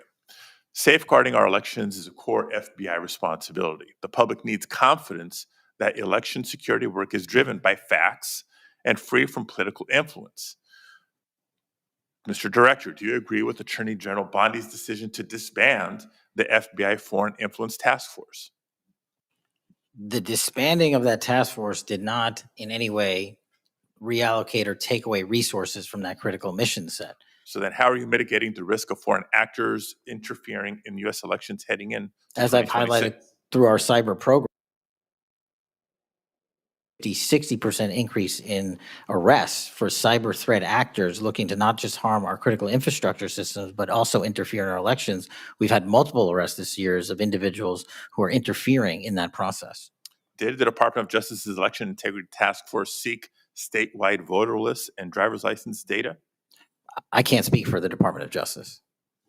You're a member of the Department of Justice. I can Did speak the for the FBI play a role in those requests? Whatever request that we had pursuant to the department's direction were provided. Those actions. For the FBI. So you can speak to those actions. For the FBI. So what role did you play in those requests? Whatever requests we get from the department, I don't have those details in front of me. We provide whatever requests they have. I have not many details in front of you on a lot of the questions coming from this side of the aisle. So I do hope that there are substantive and accurate responses to our questions in writing. In my time left, Mr. Chairman, I just want to call out a couple of observations. The director before us has tried to explain $500 million to do the job. And specifically that even if the FBI had an additional $500 million, it would take years. I think he referenced 14 years to fill the vacancies. But in the meantime, relying on partnership with local law enforcement to fulfill the mission of the Bureau. As we've discussed in other hearings and in other committees, by the way, given this immigration mass deportation agenda of the administration, the FBI is not the only one leaning on law enforcement to do the job. ICE has made it clear that they're doing the same. Other law enforcement agencies within DHS is doing the same. So much so that ICE's recruitment, because they're not only not advocating for cuts, they're actually requesting additional dollars and have issues about policy with them. But if ICE's plan to do the job is not just hiring up significantly, they don't seem to have that as a concern, but the FBI does. Both ICE and the FBI are citing partnerships with local law enforcement, which, look, partnership and engagement is great, but having a public service career, I also know that capacity and resources at the local level are strained, particularly in times like this. And when ICE is going on a hiring spree, and you have local law enforcement agencies worried about their ability to recruit and retain local law enforcement officers and not losing them to the federal government, then our reliance on those local law enforcement agencies is a perilous strategy to take and could undermine local law enforcement's ability to address crime at the local level, whether it's white collar crime, organized retail theft, violent crime, et cetera, et cetera, et cetera. And in my final minute, I will also suggest this. Director Patel hearing that one of the most significant value addeds of partnering with local law enforcement is that they are the best intelligent source. Is that correct? For on the ground. Yet, when local law enforcement is put in a perilous position of being in a role with this mass deportation agenda, which is consistently overreached, has been found to violate the law and the Constitution, and has undermined public confidence, especially immigrants. When immigrants are victims of crime and are afraid to come forward because they don't know what law enforcement is going to do with their information or not, when immigrants, legal or undocumented, are witnesses to crime and are afraid to come forward with that information because they don't know what's going to happen with their information or not, that undermines the credibility of law enforcement with the community and undermines the intelligence, Director Patel, that you say are the best source of intelligence when it comes to law enforcement. So it's shaky. My opinion, overall, you are failing to live up to the role and responsibility that you have been confirmed to, and I associate with myself with everything Senator Booker said earlier. Thank you, Mr. Chairman. Okay, before we go to Senator Blackburn, without objection, I want to introduce into the record a recently declassified document thanks to Director Patel. The document is a of Nellie Orr's false statements to the Congress. Orr never suffered consequences for advancing the phony Trump-Russia narrative and attempting to cover up her involvement in the hoax with false statements. Yet time and again, the American justice system has been weaponized against President Trump and his associates, such as Peter Navarro, with reckless abandon. The DOJ's inaction on Nellie Orr's criminal referral, despite the obvious incriminating evidence provided in the FBI's own analysis, undermines public trust in the rule of law's utter failure. Senator Blackburn. Thank you, Mr. Chairman. And Director Patel, thank you ever so much for being with us today. And I want to thank you for your commitment to fight violent crime in Memphis. And when you first came to meet with me before your hearing here, I gave you the stats on Memphis, Tennessee, and their crime rates. And then to help us. You have been true to your word, and we are very, very grateful. Operation Viper has been such a success. The 500 arrests are important. These are gang members and gang leaders out of Memphis, Tennessee. There are over 100 gangs in Memphis. So the impact of these arrests, the impact of 100 indictments of these gang members. And now we have a U.S. Attorney's Office that will actually prosecute violent crimes and actually take up and prosecute federal gun crimes. This is helping to make Memphis safe again. And yesterday at the White House, to have the president announce the second phase of this, with bringing in the Guard, DEA, and the U.S. Marshals and Homeland Security and the work that you and General Bondi and the President have done is so appreciated by the people of Memphis, Shelby County, West Tennessee, and I am ever so grateful for the work you've done. You know, one of the things as we talk about Memphis and what a vibrant and wonderful historic city it is, it's important to realize Memphis is one of the logistics hubs in our country. You have I-40, which goes the Port of Memphis, you have FedEx, you have all 5 Class A railroads that are there, as well as so many companies that are important to Memphis. And I have found it so interesting that some of my colleagues want to complain about agents being taken out of the DC office and actually put to work in the field because they've been needed in the field. And you can look at the stats from Operation Viper and see the difference that they have made. And we so appreciate that. I do want to drill down just a little bit on the issue of cargo theft, which ties into the logistics hub in Memphis. We've got a lot of companies that go through there. IMC is a big company. People in Memphis know what it takes to keep America moving. But what a lot of people may not realize is that many of these criminal gangs have been focused on cargo theft.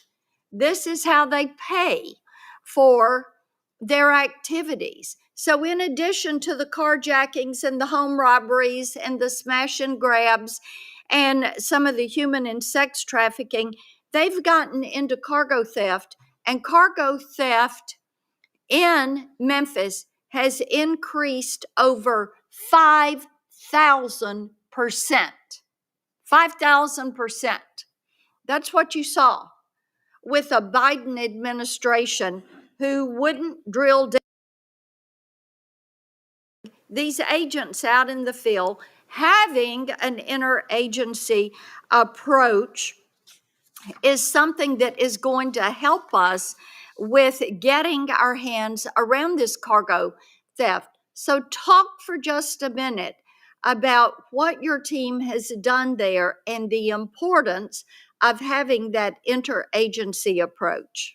Absolutely, Senator. So Operation Viper cities and mid-major cities across the country, we have surging resources based on crime. And Memphis, as you know, Senator, had the highest per capita homicide rate in the country, and that was simply unacceptable. And so what we did was what we call phase 01 of operations at the president's direction. We went into some of these cities quietly to collect the intelligence that was necessary to start these operations, to firearms off the streets, to start taking narcotics off the streets, and also to infiltrate the gang network, this criminal street gang network that is providing these guns and drugs to the public in these communities, allowing for these shootings.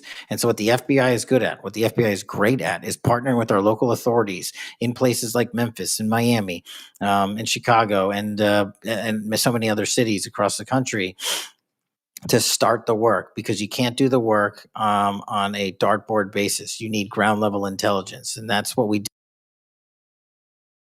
And the results, I think they said over 100 indictments federally just in this 3-4 month surge. And now we're going to go in there with more resources to finish it. And we are grateful for that. And I think it's so important for my colleagues, what we have seen in Memphis. You mentioned something very important. Your agents go in and they go in quietly. There was no press conference. There was no fanfare. You went in there to work. And very importantly, you gathered the intel.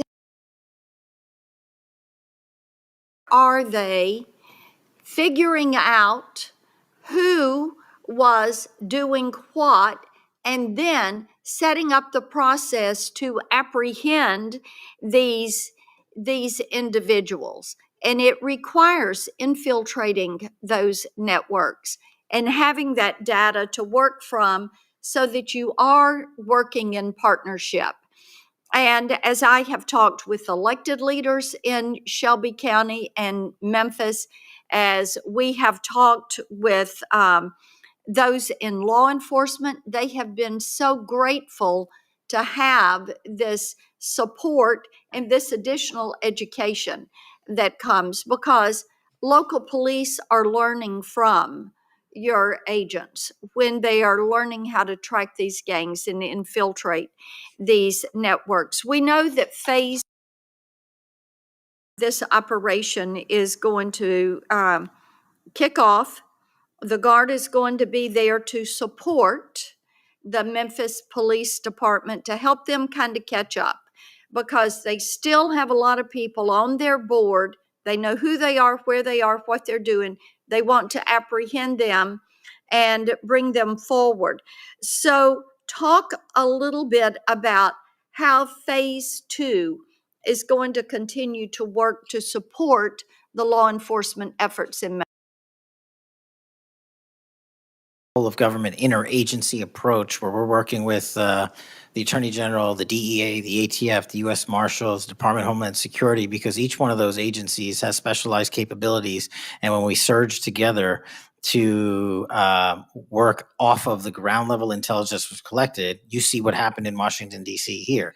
And that's the next phase of it, because you are able to utilize the National Guard to set up border perimeter operations. So when you go into an area, you have the secure workspace to get in there and stay in there. The key here, Senator, is sustained criminal investigations and sustained prosecution permanently, and leave behind a blueprint for what local law enforcement can do with our federal partners to sustain that. We don't want to go backwards, and that's critical, but we're in the next step. Sustaining it will be the last one. Well, and we certainly appreciate that. I do want to touch on Operation Restore Justice. And Senator Britt mentioned some of this very briefly. And I know that you and children, I appreciate that.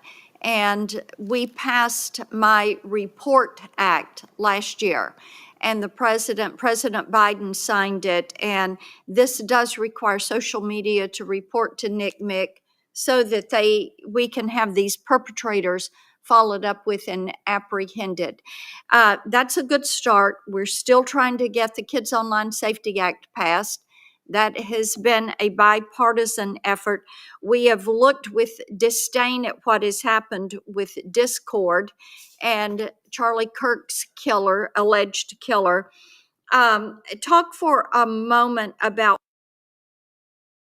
in order to give you all the toolbox you need to apprehend these predators and pedophiles. Well, I think we need to go after the monetary backbone of this infrastructure, like we discussed earlier. I think we also need to make parents across the country aware of how invasive some of these social media sites are, and how much criminal enterprise is going on, and how easily these kids can be sucked into it. And also, the only way, in my opinion, to do that is, as Senator Klobuchar and I believe Senator Section 230. It's been too long since we've addressed it. Nobody's being held accountable. They're making money, and our youth is dying. And that's just unacceptable. Well, we have that reform bill. Thank you, Mr. Chairman. Thank you, Senator Welch.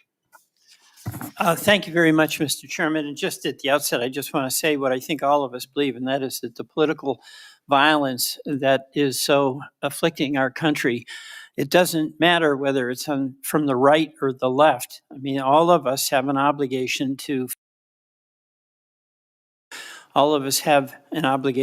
respect people with whom we disagree. The folks we disagree with are our opponents, but they're not our enemies. And I hope all of us keep that in mind and do the best we can to set that example. I want to congratulate the FBI. I want to congratulate the Utah state and local law enforcement for the very good work that it did in apprehending the violent assailant of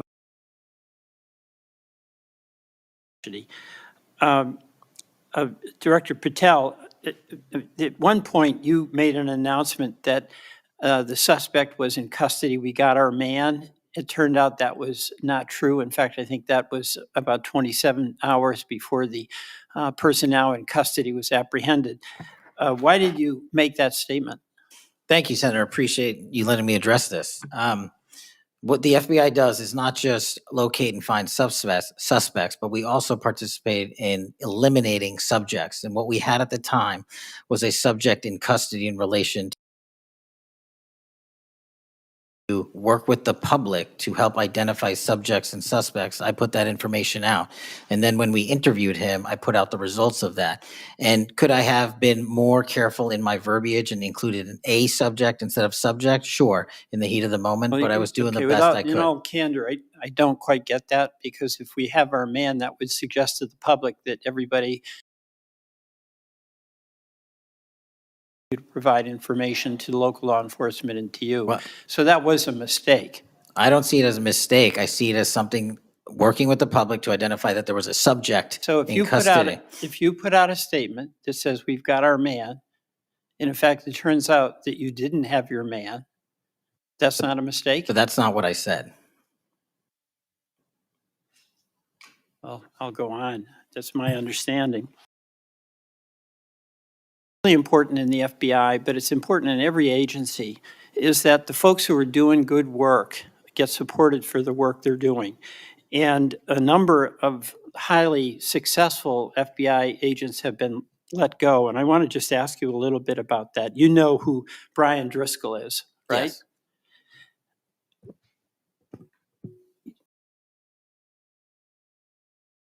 The FBI for over 18 years. You agree? I believe that's accurate. Special agent in charge of the Newark office. He was commander of the FBI's hostage rescue team. That's a very prestigious and responsible position, correct? It is. Section chief of the Critical Incident Response Group's tactical section. You've got to be pretty good to get that high responsibility. You agree with that? Yes, sir. He oversaw 55 SWAT teams, and they're like the elite of the elite, right? They go in to the dangerous situations, right? He got a medal of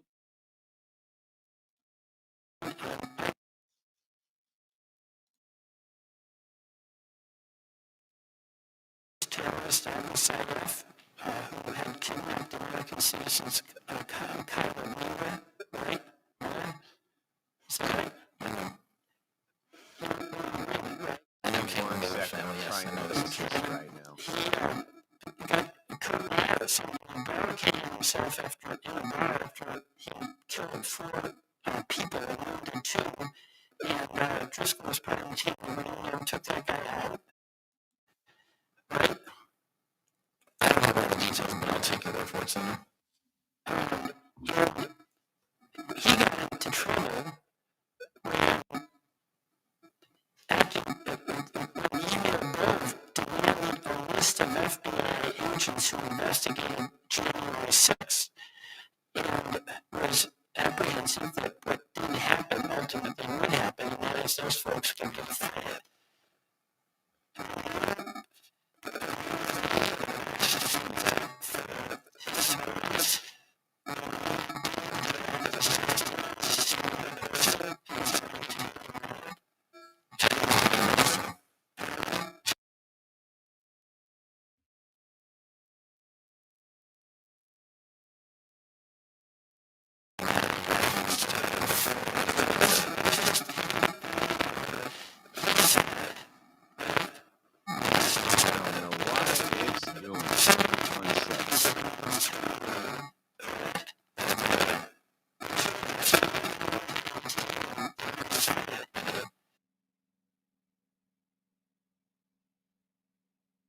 Let's get this fixed.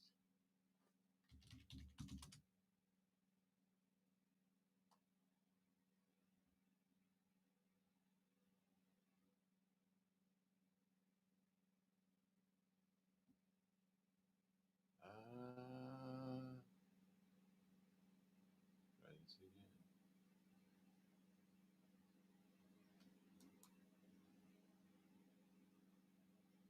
outstanding record and who crossed the threshold of getting in trouble because he was standing up for agents serving under him who did work that was assigned to them that happened to be related to the January 6th uprising. Again, you're correlating based on your information, the reasons for his termination. And I'm telling No, you. that's right.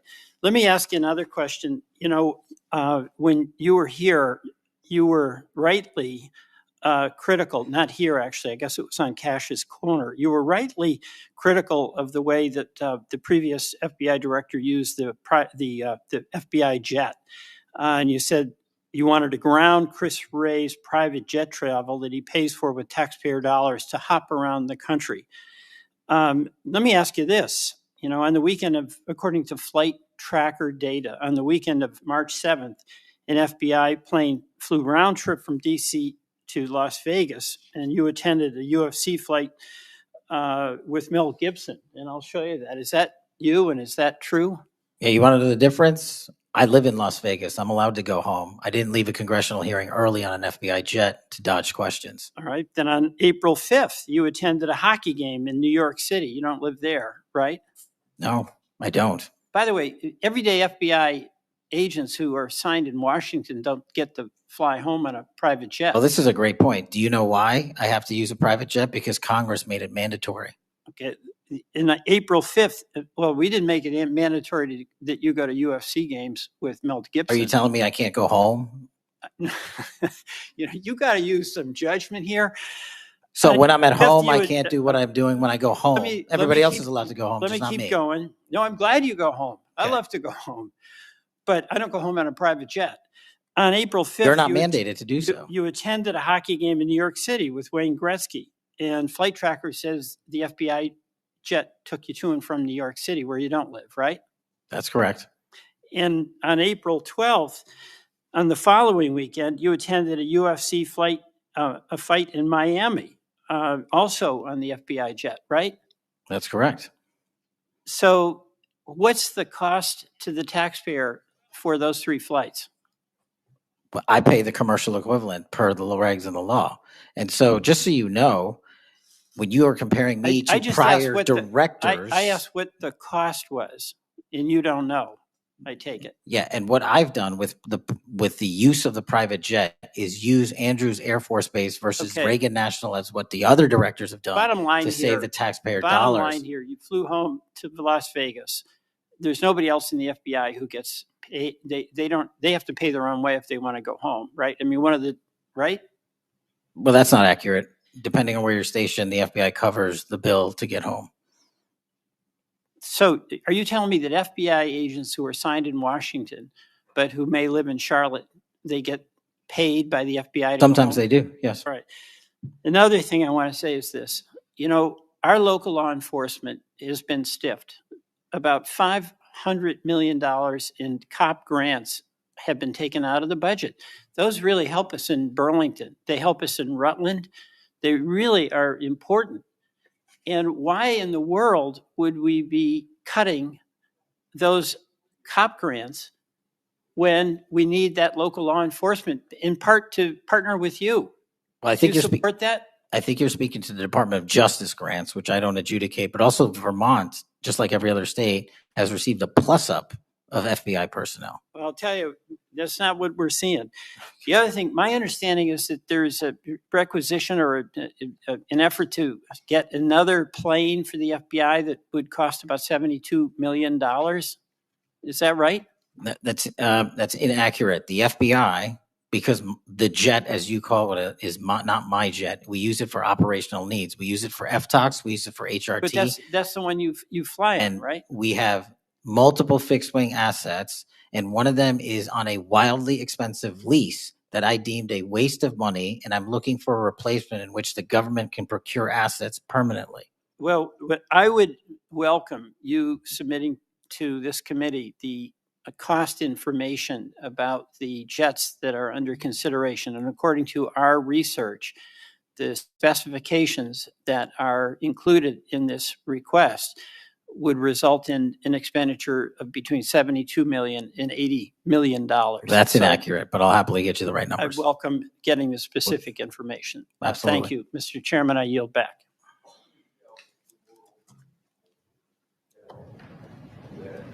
This use of this airplane has come up. Mr. Chairman, Mike.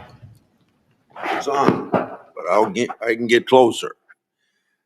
Comey became FBI director 2013, and then something like when I became ranking member in the middle of a Congress, or I was ranking member, Comey needed an excuse to come to Des Moines, Iowa, or someplace in Iowa for a family reunion. He wanted to meet with me in Waterloo, Iowa. I think nothing more than an excuse to say he did something official on that trip. Now, I can't accuse him of that because I don't know, but I can't recall that we discussed anything very serious that had to be meet him in Waterloo or Cedar Rapids at the airport before he went to the reunion. And then 2 or 3 years ago, Ray was sitting where you were, and we had 2 Republicans wanted to have second round of questioning, and it would have taken about 10 minutes, and he refused to because he got on this airplane that you're talking about going to the Adirondacks. So I find interesting that my Democratic colleagues seem to bring up about your use of the Justice Department planes, yet my Democratic colleagues didn't seem too interested about my oversight of Ray's use of the plane. I didn't hear a peep. So my Democratic colleagues need to be consistent.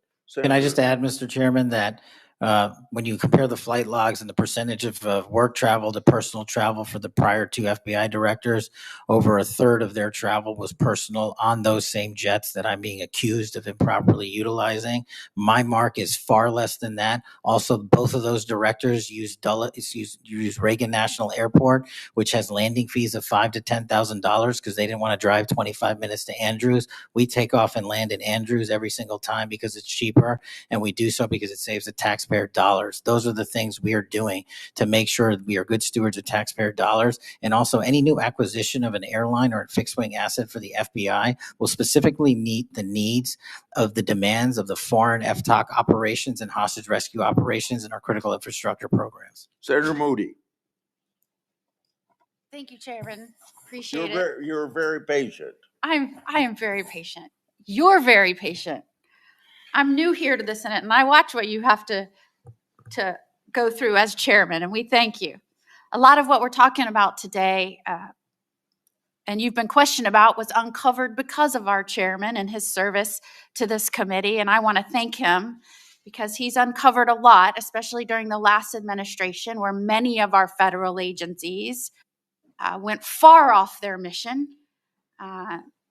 And I believe we wouldn't have as much information as we do if it wasn't for our esteemed chairman. So I wanted to publicly thank him. And being the newest member of Judiciary, I am so grateful to be here because sometimes I'm wondering if some of my colleagues on the other side of the aisle don't know what they're talking about, or if they're ill-intentioned and purposefully trying to gaslight not just the American public, but other people in law enforcement and agencies that you're working with. So as a former attorney general, as a former federal prosecutor, as a former judge, as the wife of a law enforcement officer, both federal and state over the course of his career, I would like to clarify a few things and give you the opportunity to highlight some of the things that the FBI is doing. And 2 of the things I heard thrown out there, and by the way, it was when some of my colleagues would breeze in just in time to rail on you and spout out misinformation and narratives that have no grounding in reality to criminal justice, and then breezed right out as soon as they were done. And I think that it does the American public more good when the oversight function of Congress allows for you to comment in a way that makes sense and is grounded in reality. So let's first talk about the reason why we are having to reassign, not just in the FBI, but in other agencies, criminal justice agencies, federal agents to accomplish different things, as has been done historically throughout our country. When we get into office, we have to examine and triage the threats facing this nation, threats facing Americans, and then allocate resources accordingly. I guess you are to be judged negatively because you are trying to reallocate the resources of the FBI to fix what the Democratic administration prior to this under Biden broke. So let's talk about the reassignment of federal agents and why that has been necessary.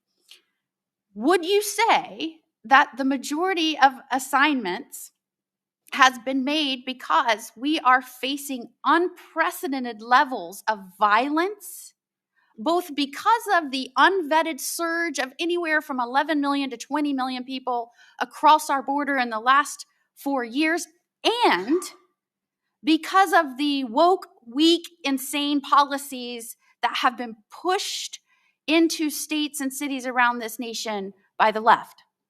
Absolutely. And so I hear you being grilled because you have rightfully pushed resources where they needed to go to protect the American public. And I have heard you questioned that you are in some way, and I'm going to use their words, which I don't believe is grounded in reality, that you are going to lean on local and state agents to do the job of the FBI. Might it be recharacterized more accurately in that you are partnering with local and state agencies in these areas, especially where these policies that the Democrats support wholeheartedly, in fact, they frustrate our efforts to try and beef up our laws with good criminal justice policies at every turn, and then come in here and get on you for, by the way, you've been here 7 months, so I know that in the 7 months, you didn't break it, they broke it over the last 4 years, but it isn't more accurate to say that you are using the federal government and its agencies, or its agents and its resources to supplement and amplify law enforcement efforts in these areas, cities and states where the Democrat policies broke them. It's been an integral part of my tenure to use local and state partnerships. I say it everywhere I go. We cannot do the work without partnering with state and local authorities in every single state and every single county in this country. And why we pushed out to the field is simple mathematics. While the FBI had a bloated bureaucracy in Washington, D.C., nearly 1/3 of the FBI's workforce lived and worked in the national capital region. 1/3 of the crime doesn't happen here. So I made the simple decision to move them out where the crime was happening in the field, to move out field agents, to move out intel analysts, to move out program managers. And by the way, that's what they all want to do, go out in the field and do the work. And no one's going to be punished for going out in the field and doing the work, and no one's going to be punished for wanting to stay at headquarters and help. But we needed a reallocation of assets, and that's what we did.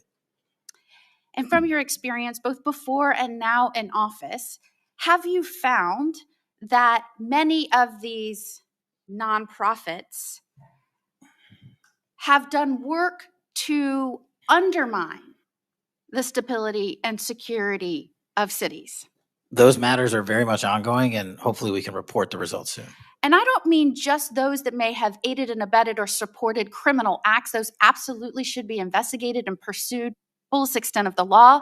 And I hope that we follow the money trail, as some of my colleagues have suggested. I also want to get your opinion about the nonprofits that are working to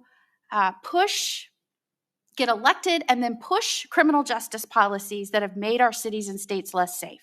Specifically, I'm going to push out all of the things that they espouse make the city stronger. No cash bail. Try not to charge crimes. Don't call people offenders or felons or rapists or drug traffickers.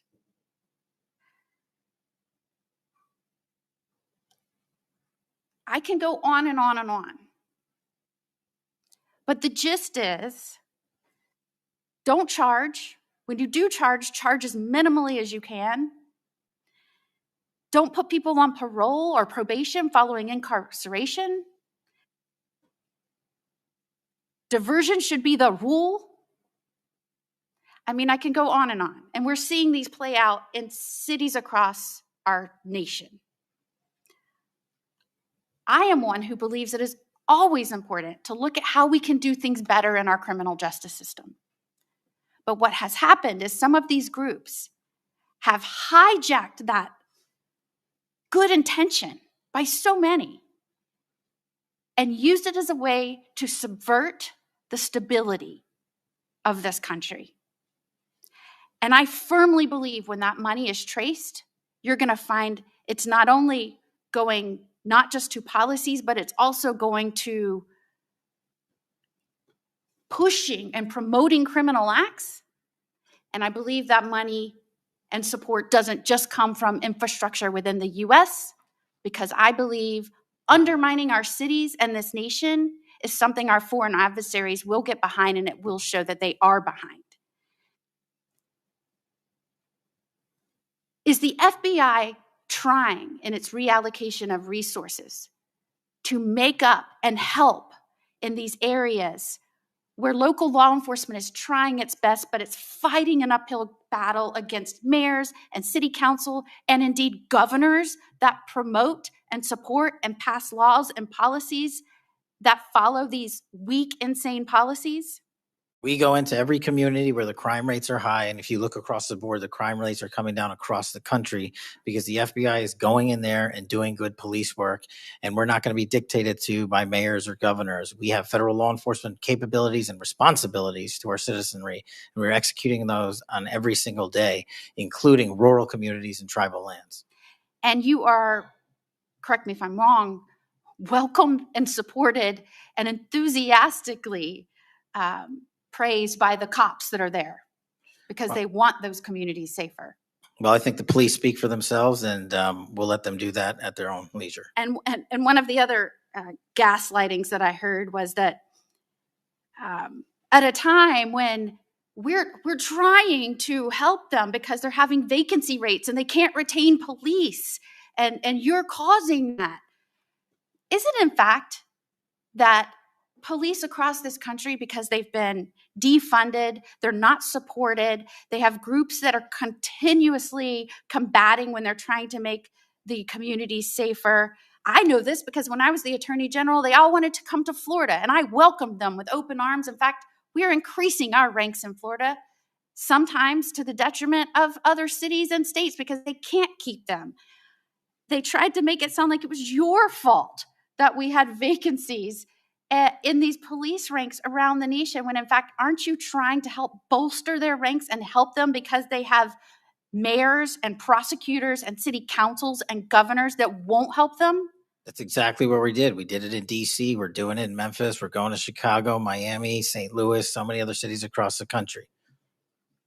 And I'm just grateful that you are doing this, and I commend you for all the numbers that I'm seeing going after the violent crime, helping make sure we are getting the criminals that came here unvetted from other nations out of this country, that you are allocating resources to those efforts. It is all important to make this a stronger, safer nation, and we appreciate you being here today and making sure we're talking truth and not misinformation to the American people. Thank you. Thank you, Senator. Before Senator Schiff, I want a UC to introduce into the record a declassified Clinton Annex. The Clinton Annex is a declassified appendix to the Justice Department Inspector General report about the Clinton email investigation. The annex shows that the FBI had evidence necessary to conduct, quote, thorough and complete investigation, end of quote. But the Comey FBI failed to review the evidence at the time. After nearly a decade in the shadows, this information has now come to light thanks to Dr. Patel, or Director Patel. Senator Schiff. Thank you, Mr. Chairman. Mr. Patel, during your confirmation hearing, you made several important commitments. For instance, you told Senator Coons there will be no politicization at the FBI. There'll be no retributive actions taken by any FBI should I be confirmed as FBI director. So let me ask you very specifically, Did you ever take any action to terminate or discipline an FBI agent or employee in whole or in part as retribution for being part of an investigation of Donald Trump or January 6th? No. You also committed, you assured Senator Blumenthal, all FBI employees will be protected against political retribution. So you're testifying today that you played no role in the firing of even a single FBI agent for political retribution. None for political retribution. And if any FBI agent said you did, they would be lying. Is that your testimony? I'm only speaking to my actions. Everybody is allowed to make their allegations. Oh, I no, have these are not- allegations against you. And So, I'm Mr. Patel, if FBI, senior FBI agents or employees said that you were firing them for political retribution reasons because of the cases they were assigned, you're saying they would be lying. Is that your anyone that was testimony? terminated at the FBI was done so for failing to meet the standards, uphold their constitutional oath, and effectuate the mission. Well, by meet the standards, are you talking about meet the standards of protecting the president under any circumstance? No. You also guaranteed Senator Blumenthal that every FBI employee will be held to the same, absolute same standard. No one will be terminated for case assignments. Are you testifying today that you never terminated anyone at the FBI in whole or in part because of a prior case assignment? No one at the FBI is terminated for case assignments alone. Well, I'm asking about you, Mr. Patel.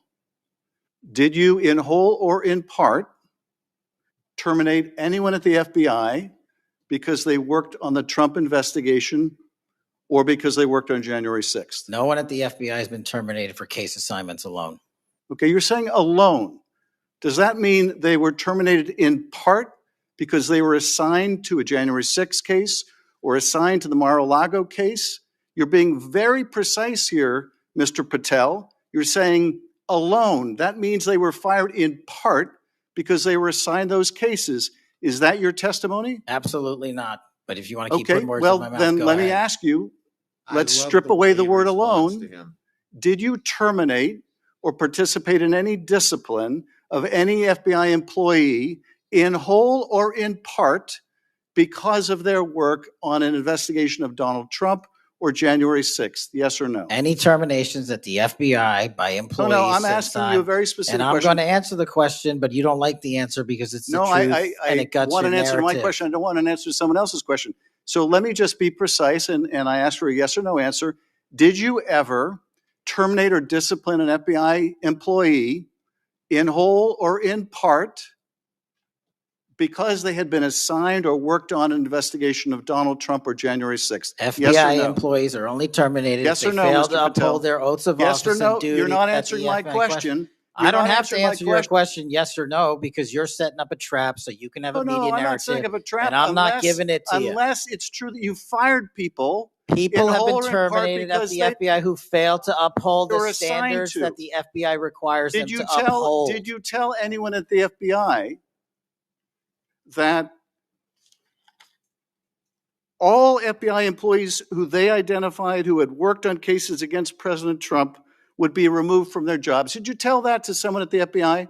Say that I would remove people for case assignments? That you would, that people that were identified as having worked on cases against President Trump would be removed from their jobs? Did you tell that to someone at the FBI? People are not removed But for just case answer my question. assignments. Just answer my question. Did you tell that to People someone? are not removed for case No, assignments. you're not answering my question. And I would Mr. never Patel, tell anyone. Did you tell someone at the FBI that FBI employees identified as having worked on cases against President Trump would be removed from their jobs? Yes or no? Did you tell someone that? I would never tell anyone at the FBI that they're being removed for basically their case assignments. Okay, so anyone who had said that would be lying. Is that your testimony? Anyone can say whatever they want. No, I know, but you're saying they were a liar. I'm telling you what I said. Because this is in the complaint against you, Mr. Patel. So you're saying Mr. Driscoll and others are liars? I'm not going to address the complaint and the ongoing Okay, well then let me ask litigation. you, have you ever told anyone at the FBI that the FBI tried to put the president in jail and he hasn't forgotten it, and that your job depended on the removal of agents who worked on cases against the president? No. Did you ever tell anyone that? No. Okay. Did you ever tell anyone that you knew these summary firings you were undertaking were illegal, likely illegal, and that you would be sued and later deposed. Do you ever tell anyone that? No firings at the FBI or terminations were done for anything other than justified Do you ever tell cause. anyone that, Mr. No, Patel? Why don't you no answer my question? terminations at the FBI were ever done in my tenure for anything other than failing Did you to ever tell uphold anyone their that, oath of Mr. Patel? You willing to office answer or the their- question? The FBI. I guess I you're have not willing to answered answer the it. question. So let me move on. Let me Repeatedly. move on to the Epstein files. You said you're the most transparent FBI director in history, so I'm going to put you to the test. In 2024, you were asked by Glenn Beck about Epstein's Black Book. And you said, he asked, who has Jeffrey Epstein's Black Book? And you said, Black Book FBI. And he said, but who? That is, I mean, there's, and you said, oh, that's under the direct control of the director of the FBI. That's what you said. Was that true, Mr. Patel? I'll rely on you quoting it accurately. I No, did no, that no. a couple Was of it years true ago. what you represented to Mr. Beck and the president's supporters out there, or were you lying? No, Was it true that the Black Book, Epstein's Black Book, was in the possession of the FBI director? The Black Book was in the possession of the FBI. Okay, so now that you're the FBI director, you have possession of the Black Book, right? That index has been released. So you have Jeffrey Epstein's Black Book? What is known as Jeffrey Epstein's Black Book has been released by us. And you released it. And let me follow up on Senator Kennedy's question, because he asked you, and I'll be very precise here.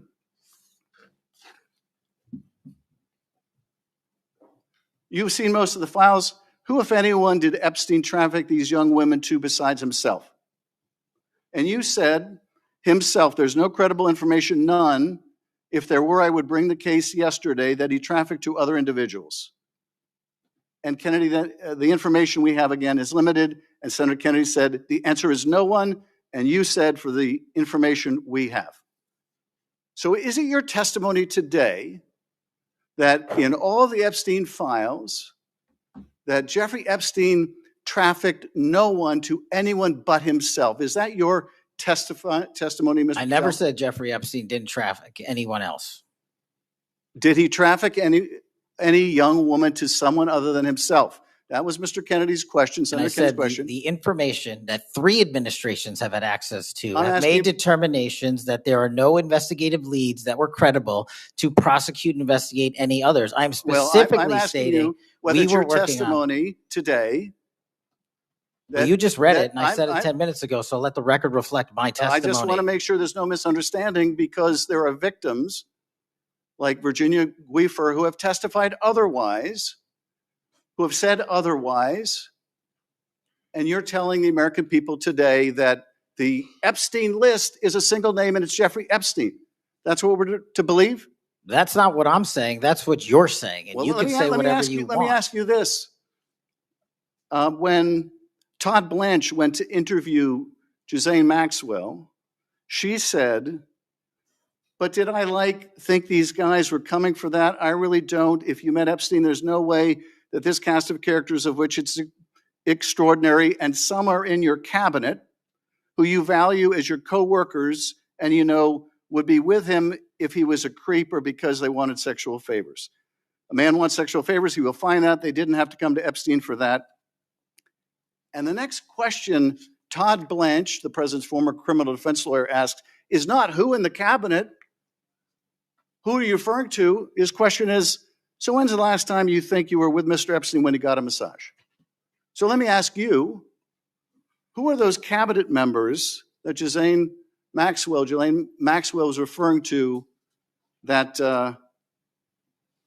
were part of this cast of characters associated with Mr. Epstein? Who are they?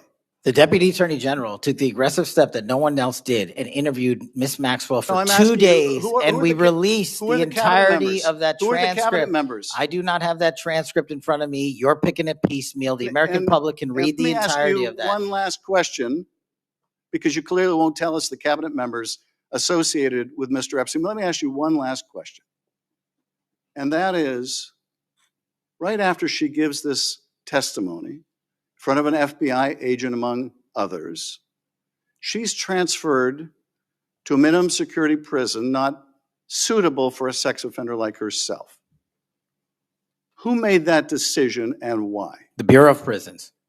The Bureau of Decisions made it in Prisons. the Bureau of Prisons decided on their own, without any consultation with Blanche or anyone else, that they were going to suddenly, after this interview, completely unrelated to this interview, completely unrelated to anything she said, move her to a prison not suitable for a sex offender. You want the American people to believe that? Do you think they're stupid? No, I think the American people believe the truth, that I'm not in the weeds on the everyday movements Oh, of you're not in inmates. the weeds? What I am The doing is most- protecting the this most- country, the providing most historic significant reform, witness- and the most combating the significant witness, weaponization of the intelligence Epstein by the files likes of you. cover-up And we have gets countlessly proven you to from be a your liar in administration, Russiagate, in and you January call that 6th. being You are in the the biggest weeds? fraud to ever sit in the This United States stinks to Senate. high You are a heaven. disgrace to this This stinks to high institution heaven. and an utter And coward. I'm not surprised. I'm not And I'm surprised not that you continue surprised to lie that the- from the- your that the- perch and put on a show view so you can go of you raise money for your and for good charade. reason. You are a political buffoon at best.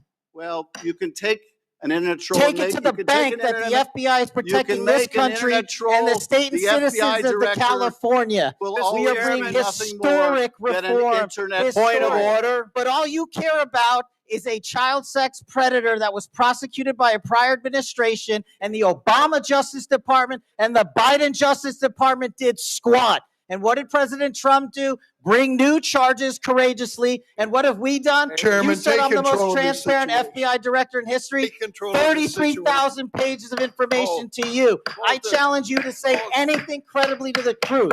Go ahead and run to the cameras where you want to go now. Both of you be quiet. Before I go to Senator Tillis, without objection, want to introduce into the record the Durham Annex. The Durham Annex is a declassified appendix to John Durham's report about Crossfire Hurricane. The Durham Annex contains information exposing a reported Clinton campaign plan to falsely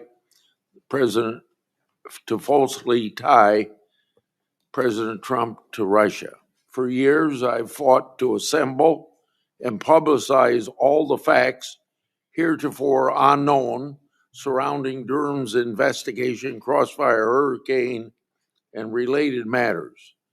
The Durham Annex was declassified large part because of Director Patel. Senator Tillis. Thank you, Mr. Chairman, and Director Patel, thank you for being here. I've actually admired the way you've tried to keep your composure over the course of this. Kind of reminds me of an old Far Side comic that said the floggings will continue until morale improves. The last one I just coach you on, don't take the bait, because they're going to use that discussion between you and Senator Schiff, as you've suggested before, to raise money. Just sit down in the quiet confidence that you're doing a good job. Real quick, in less than 30 seconds, give me your resume again on why you're qualified for this position. Thank you, Senator. I served as a public defender and national security prosecutor. I tried over 60 criminal trials to verdict in state and federal court. I served as the lead investigator on the House Intelligence Committee and the counterterrorism expert there, unfolding the Russiagate investigation. I served as the head of counterterrorism for a presidential White House. I served as the deputy director of national intelligence at the Office of Director of National Intelligence, overseeing our 17 intelligence agencies. I served as a chief of staff to the Department of Defense and the Secretary of Defense, overseeing a $2 trillion financial equity flow, and also defending the homeland and providing for our no-fail mission. We could drill down in details, because I've studied that record, and I think you should be very proud of it. I just did that for the benefit of the liberal media that just keep referring to you as a podcaster, I think. And I appreciate you giving me that resume. As a good body of work. It's why I supported your nomination so strongly when you were before this committee. Really quickly, too, on the events of last week and the sad death and assassination of Mr. Kirk, I seem to recall that Mr. Zinn, I think, was the first person of interest. He was reported to be saying, "I shot him, now shoot me," or something to that effect. Would that have more or less, and your job is to calm the tensions, right? There were people running all over the building. People are afraid over there. Could it be that because you were in possession of some of that information that maybe you did just characterize as getting our man?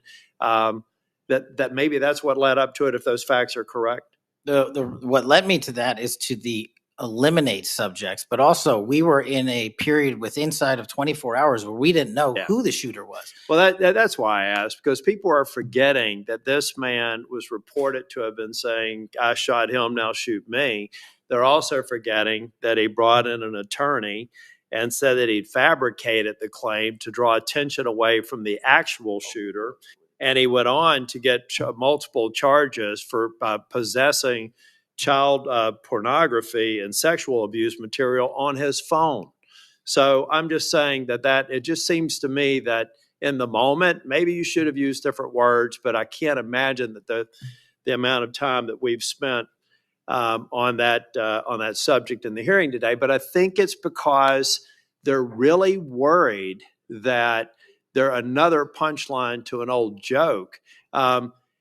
Your work, it's working in practice, but it's not working in their theory. They haven't heard you, so it's working in practice, but not in theory. They haven't heard you say multiple times that you've plussed up FBI resources in every state.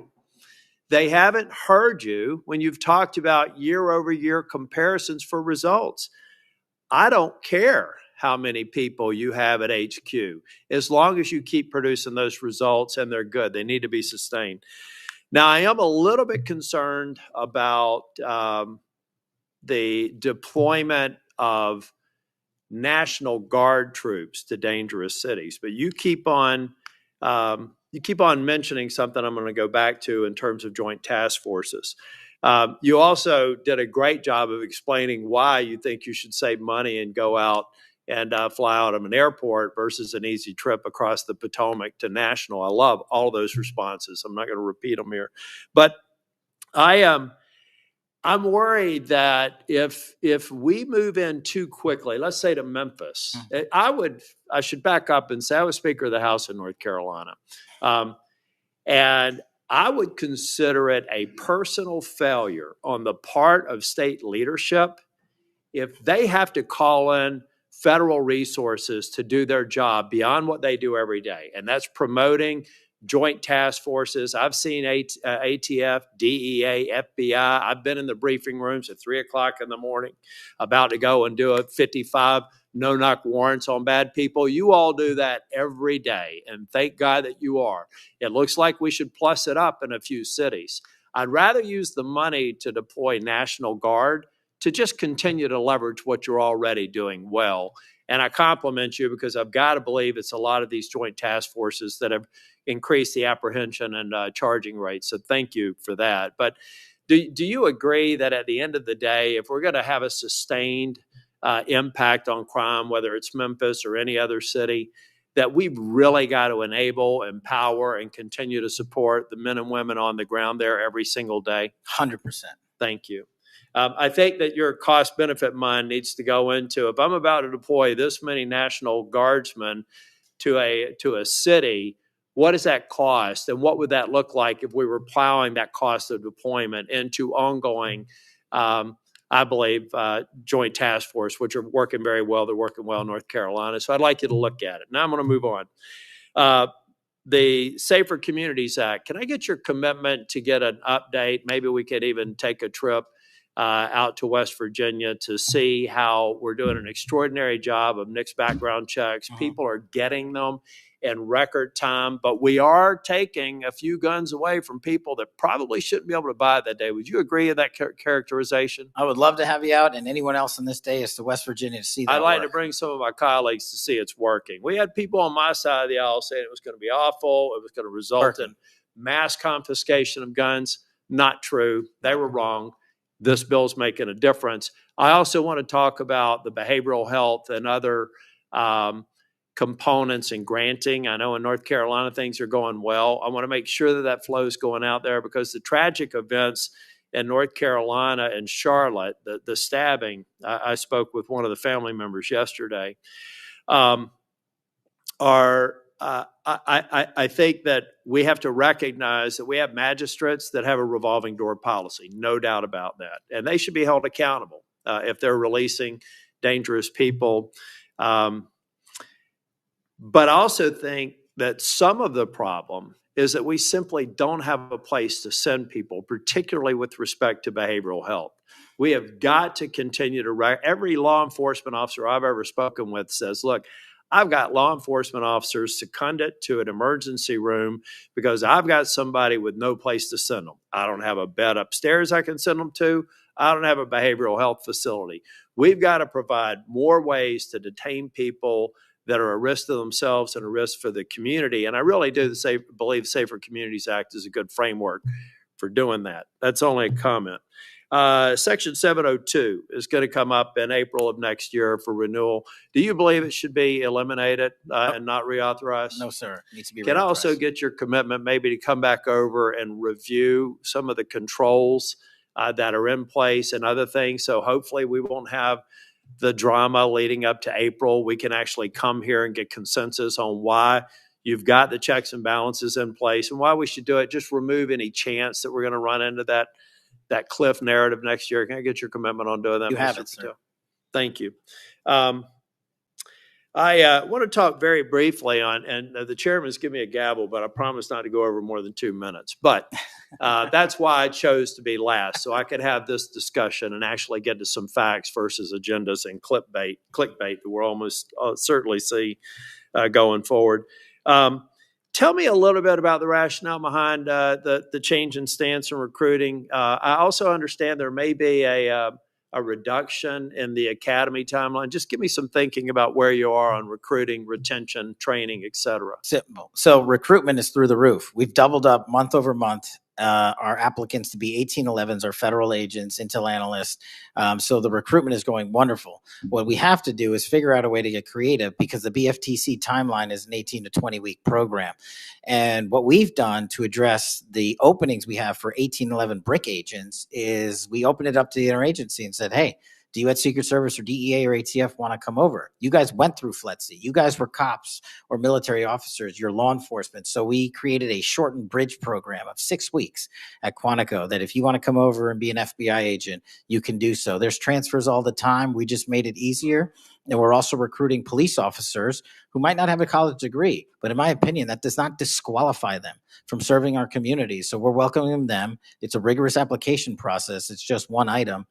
But we are changing the timelines based on the needs of the country, but not jeopardizing quality. I'm glad you mentioned that. I heard someone almost a throwaway line that you were hiring people without a college degree. Most of them have had basic law enforcement training, all the kinds of certifications. You're talking to somebody who didn't achieve my 4-year degree until I was 37.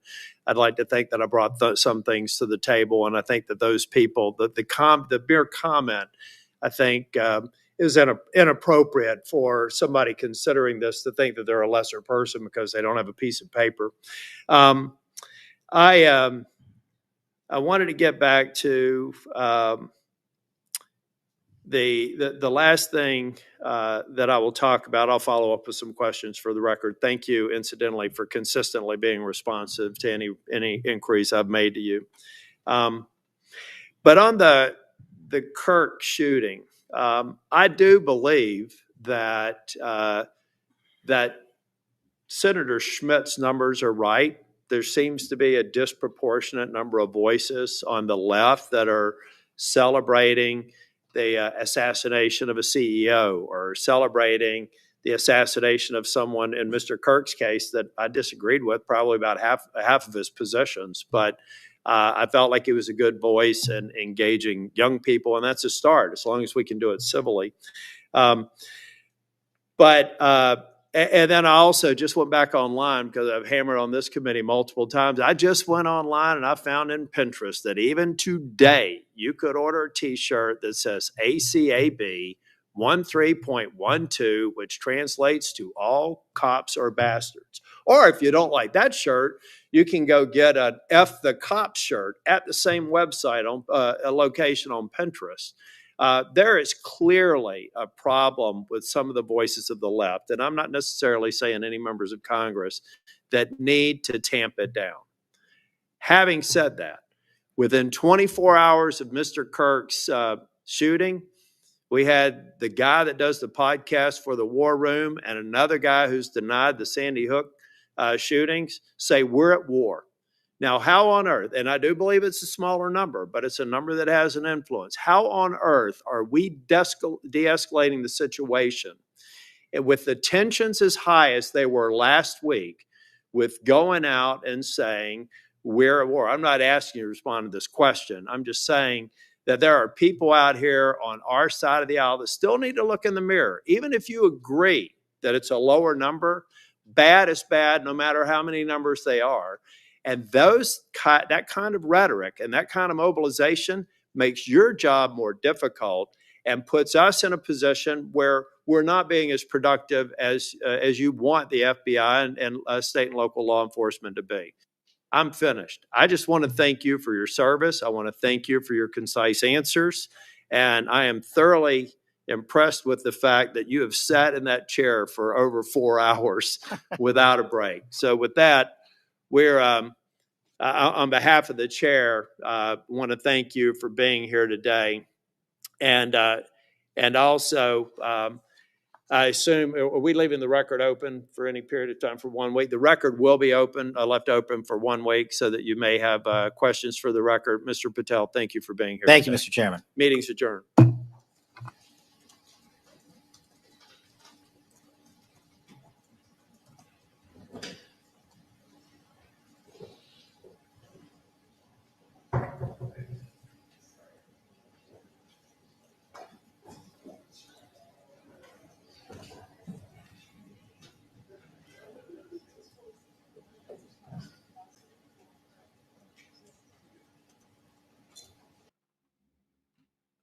There you have it. There you have it. I ordered 200 hand-forged knives to my dorm room. And all done with that, man. Kash Patel. I knew the moment Adam Schiff got up there. Make sure the audio's good. I knew the moment Adam Schiff got up there, he was going to get his butt handed to him. That was epic. Again, they tried to go after their one-liners. Kash Patel handed himself 100%. And so we're going to see how that goes. By the way, guys, just to let you know, we are heading to pretty much Phoenix area. Looks like we're going to leave Friday. So we'll probably be down there for the Memorial Friday night. There's going to be people outside of Turning Point over the entire weekend. Be there Saturday for, again, people that are traveling there. Go get some interviews, bring you guys live streams. Sunday, still waiting to see if we can get the press pass. Don't know if we'll be able to live stream that. Obviously, there'll be some live streams. And then probably heading home Monday. We got the hotel all reserved and everything late last night. And so now we got to work on the rental car and gas, food, all the other good stuff that goes along with it. So if you guys want to help out, any amount helps. We have a raffle going on right now. Big Mike made this right here. Same guy, Miguelito, the guy that made our Oreo Army one. So anybody that donates in $10 increments, so if you donate $10, you get one raffle entry. If you donate $30, you get 3 raffle entries. And we're going to be doing this before we leave. So I'm thinking Friday morning, we're probably going to have a little extra early stream, or late Thursday night, probably late Thursday night, like do a third stream on Thursday and hold that raffle. If you guys want to help out so we can get the rental car, we would appreciate it. Everything you guys do is, everything we do is because of you, and want to say thank you. You can donate at Venmo, Oreo Josh, Cash App, $Oreo Army, GiveSendGo.com/Oreo 2024, and Venmo and GiveSendGo are right there. And then we also do Zelle. If you have mobile or online banking, you could do a transfer to us. That'll get you entered as well and help us out with the rental car and the gas and stuff. You can go to our website, theoreoexpress.com, click the donate now button, and check that out, guys. Again, our Zelle link will be on there. It'll also be up on the screen here in a minute when we end the show for the outro. And just want to say thank you to everybody who's tuned in. We will be on again later, but since this messed up our day, I don't know if we might be on a little earlier. I do have some stuff to get taken care of because, again, we're leaving in 2.5 days to go to Phoenix. And so, again, guys, anybody that's helped out, we just want to say thank you. We can't do it without you. We will see you on the next show. God bless, and we will see you soon. Take care.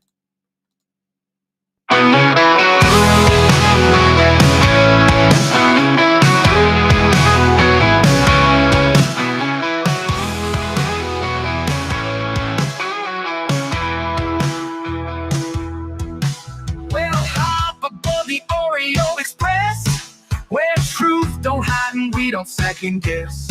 Unapologetic, we're bold and we're loud, shining light on the left shady crowd. Oreo Express, rolling down the track, exposing the lies, ain't no turning back. Conservative fire, we're speaking the truth. At Oreo Express, this one's for you. So grab your boots, let's take a stand for freedom, faith, and the heart